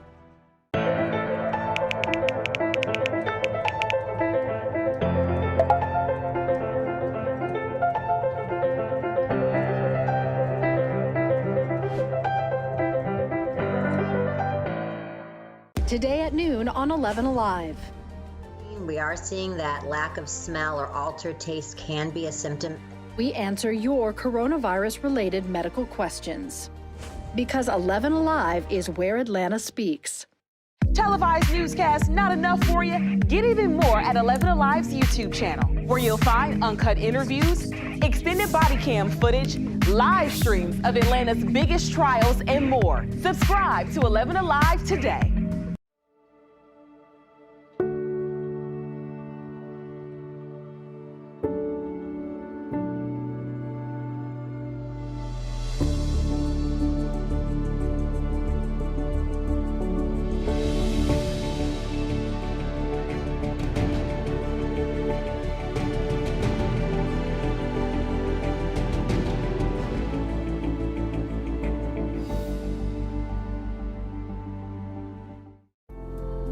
In times of great uncertainty, some things become more clear. The things we take for granted, the people we depend on daily. Here at 11Alive, we'd like to say thank you. First responders, medical staff, sanitation workers, truck drivers, postal workers, and every brave Georgian doing their part to make a difference. We see you, we hear you, and we appreciate all that you do. Let's start with a viral message going around. Quote, vast majority of people who died had ibuprofen Advil in their system. This message is fake. We just bought 20 dust masks for $97. Are you doing this to help people or are you doing this to make money or both? Both. Take this email sent to the Verify team. Is it safe to have your house cleaned by outside workers? The best practice is to limit guests to emergencies only.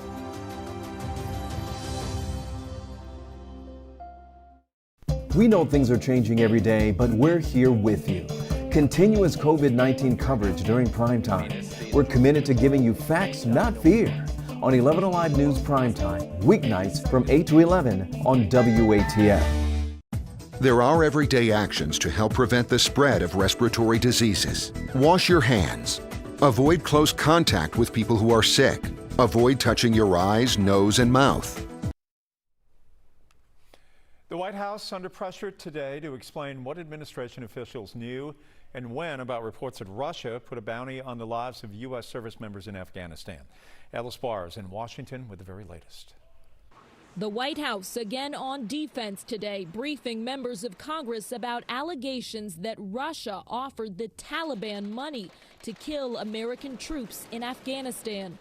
President Trump saying he wasn't told about the threat because U.S. intelligence did not find it to be credible. When our adversaries have directly targeted U.S. or coalition partners, the president has not hesitated to act, but this was not briefed up to the president because it was not, in fact, verified. But the New York Times, which broke the story, reports that U.S. intelligence did include the information in the president's daily briefing book and in a March interagency meeting. There's no way that intelligence of this nature would not or should not get to the president. Critics are slamming President Trump and his administration for not acting to hold Russia accountable and protect American lives. The Washington Post reports U.S. intelligence now believes the Russian bounties may have led to the deaths of several U.S. service members. Our troops need their commander-in-chief to defend them, and in fact he's done nothing of the sort and claims that he does not know. A spokesman for Russian President Vladimir Putin denying any involvement. This is really ridiculous to spread this kind of information. But a former U.S. ambassador to Russia says it fits a pattern of aggression by Putin. It's empowering to him when we don't push back on these belligerent, egregious behaviors, and the President of the United States has never once pushed back Instead, the White House today pushing back on another Russia controversy. And I think that all those showers and thunderstorms that we had earlier are finally fading out. We're losing the heating of the day, and so we're losing some of the instability. So some of the storms that developed that had heavy rain and thunder and lightning are all pretty much gone. We still have some light rain here on the south side through parts of southern Carroll County, Heard County, into Coweta County. Also up north, a few lighter showers coming out of Fannin County, moving into parts of Lumpkin County as well, and into Union County. And then a few of those lighter showers up in far north Georgia and Chattooga, Catoosa, Murray County, Whitfield County up near Dalton, 75 north, just a few of those light showers there. In Atlanta, we're good. You know, we didn't see any rain at Hartsfield-Jackson today. We had a few showers in Cobb, Paulding earlier, but a lot of areas in the metro region stayed dry. And here's what's left of those showers that we were watching out of Henry County that were moving through Butts County and into Jasper County. Look how that just fell apart. We had a lot of lightning over to the west of Monticello, and then through Monticello it started falling apart, and now it's pretty much gone near Hillsboro. And again, here in Atlanta, not much happening. And then over in Alabama, those showers in Talladega, those are pushing down toward the south and west. I really think they will move more like toward Columbus. Take a look at this. This is one of the pictures sent in by one of our 11Alive community storm trackers, Bill Honea. Bill lives in Meriwether County and was looking north into Coweta County when those storms came through a little bit earlier. Just look at that. Number one, a large storm there that is growing and billowing, but then also it almost looks like it has eyes and is looking back at us. So thank you for that picture, Bill. Also, Tammy Lee, one of our 11Alive community storm trackers in Carrollton, got this great picture of the clouds moving in as those storms rolled through in West Georgia earlier today. Take a look at the weather headlines. It's going to remain hot and humid. Temperatures today were at 93. It was the hottest day of the year. Not going to be as hot tomorrow, but still up to 88 degrees with that humidity around. That's going to give us some scattered showers and thunderstorms, and yes, some of those could be strong as they move on through and as they develop tomorrow. In fact, remember last year, that was the day with the most number of 90s that we've ever had. We had 91 days of 90 or above, and we usually average about 37 days.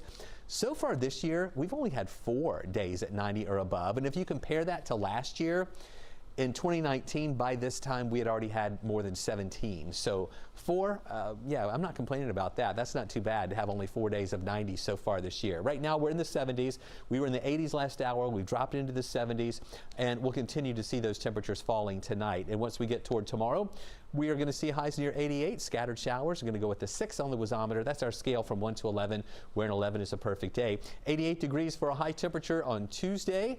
87 Wednesday. Look at those rain chances coming up to 60% Wednesday, and a chance that some of those could be strong. And then more scattered activity Thursday and Friday. 30% chance for showers. Highs near 90. And on the 4th of July, about the same thing. Scattered afternoon pop-up showers, and 30% chance Sunday and Monday too. Baseball is back with players set to report to camp in the coming days. 2 national players announced that they are opting out of the 2020 season. First baseman Ryan Zimmerman and pitcher Joe Ross are among the first players to announce they will not be playing when baseball resumes. Zimmerman cited family reasons. NBA players can now reportedly replace the last name on their jerseys with social justice statements. According to several reports, the NBA and NBA Players Association have reached this decision as they look for ways to make sure that players' voices are heard when the basketball season resumes on July 30th. Players Association President and Oklahoma City Thunder guard Chris Paul says the messages are intended to continue to shed light on different social justice issues. Here's Maria Martin to explain. What we've seen in recent weeks is athletes using their voices and their platforms now more than ever to jumpstart change in our country. Eagles Landing Christian Academy grad and LA Chargers defensive end Isaac Rochelle is one of those athletes leading the charge. It says more than a post, more than a protest, more than a movement, more than a trend. Atlanta area native Isaac Rochelle now calls California home as a defensive end for the Los Angeles Chargers. What's up, guys? Isaac Rochelle here from the LA Chargers. He started a t-shirt company called Local Human back in April in an effort to raise money for a movement, just like the shirt says, should be more than a trend. It started off with, I think, a collective frustration and fear that what's going on right now could just simply be like a trendy thing. Freedom! It's your right! This is way more than just a moment in time or a movement or a trend. This is about like changing the trajectory of kind of humans and how we view each other. Rochelle explained that Local Human believes in action, and by buying their t-shirt, you are taking action. By buying the shirt, you're donating $15 to 3 different organizations. That's Campaign Zero, the United Negro College Fund, and the National Fair Housing Alliance. He took those t-shirts to the protests in Los Angeles, events that he says gave him hope and perspective. What have you seen with your own eyes that gives you some hope that there is a change and that it is more than just a trend?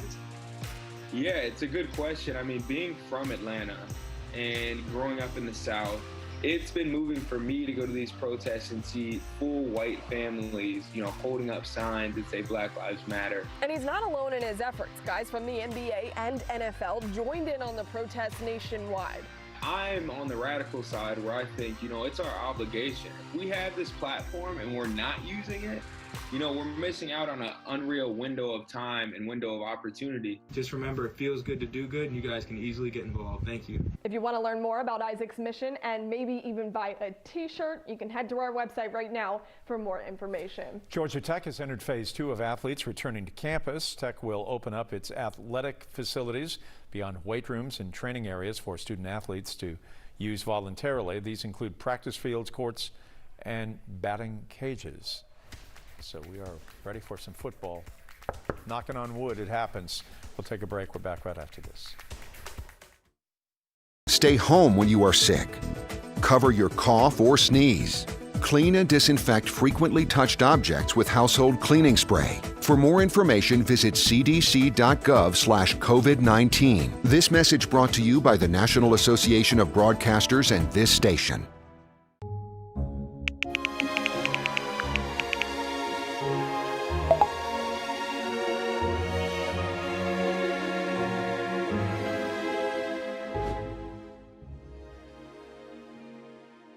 Today at noon on 11Alive. We are seeing that lack of smell or altered taste can be a symptom.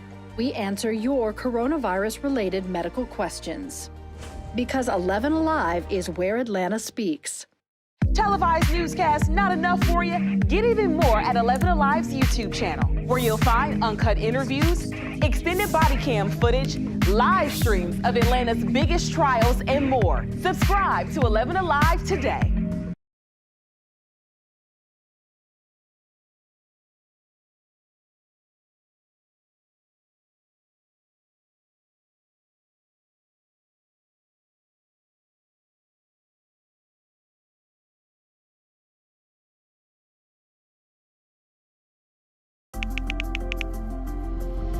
Let's start with a viral message going around. Quote, vast majority of people who died had ibuprofen Advil in their system. This message is fake.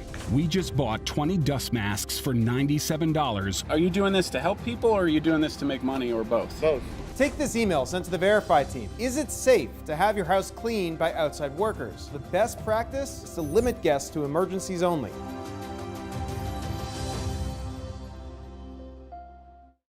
We know things are changing every day, but we're here with you. Continuous COVID-19 coverage during primetime. We're committed to giving you facts, not fear. On 11Alive News Primetime, weeknights from 8 to 11 on WATF. There are everyday actions to help prevent the spread of respiratory diseases. Wash your hands. Avoid close contact with people who are sick. Avoid touching your eyes, nose, and mouth. Stay home when you are sick. Cover your cough or sneeze. Clean and disinfect frequently touched objects with household cleaning spray. For more information, visit cdc.gov/COVID-19. This message brought to you by the National Association of Broadcasters and this station.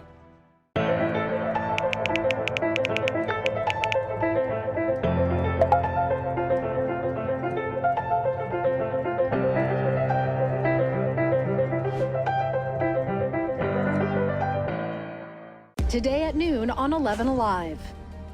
We are seeing that lack of smell or altered taste can be a symptom. We answer your coronavirus-related medical questions. Because 11 Those showers are diminishing. We still have some light stuff south and west of the city in parts of Heard County, Coweta County. Also in northwest Georgia, a few light showers north of Rome, around Calhoun up 75 in the southern parts of Whitfield and also Murray counties. Tomorrow, we're going to have scattered showers redeveloping in the afternoon and evening hours. Some of those could turn strong. Also, a 60% chance on Wednesday. Some of those could be strong as well. And then rain chances don't go away, but at least they go down to 30% Thursday and Friday. And for the 4th of July on Saturday, and even on Sunday and Monday too, with temperatures that'll be right around upper 80s to lower 90s and then mid 80s by Monday. All right, Chris, thank you, and thank you for watching 11 Alive Primetime. We're always glad to have you aboard. Switch to 11 Alive right now for Up Late. Remember, the news, I love saying this, continues all the time. 11alive.com. Here at 11 Alive, we'd like to say thank you.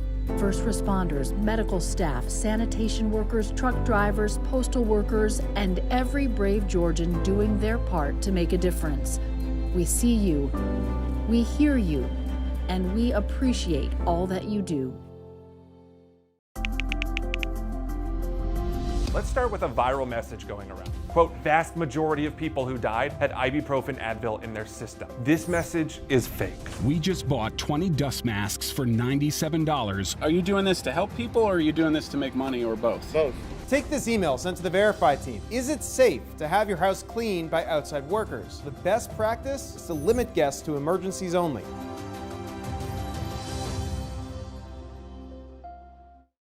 We know things are changing every day, but we're here with you.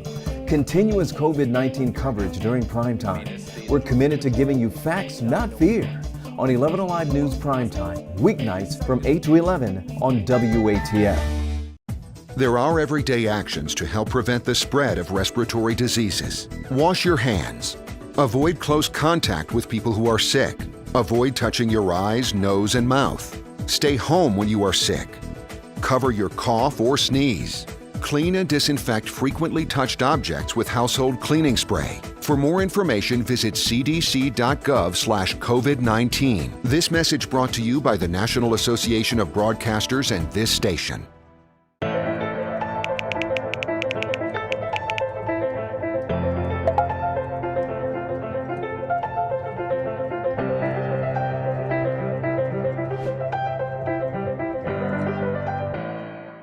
Today at noon on 11 Alive. We are seeing that lack of smell or altered taste can be a symptom. We answer your coronavirus-related medical questions. Because 11 Alive is where Atlanta speaks. Televised newscasts not enough for you? Get even more at 11 Alive's YouTube channel, where you'll find uncut interviews, extended body cam footage, live streams of Atlanta's biggest trials, and more. Subscribe to 11 Alive today.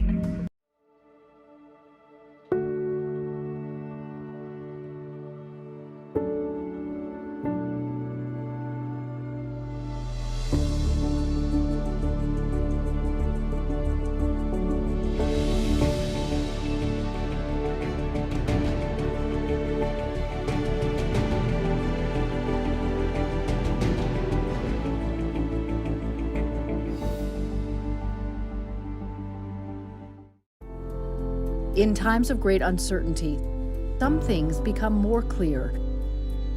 The things we take for granted, the people we depend on daily. Here at 11 Alive, we'd like to say thank you. First responders, medical staff, sanitation workers,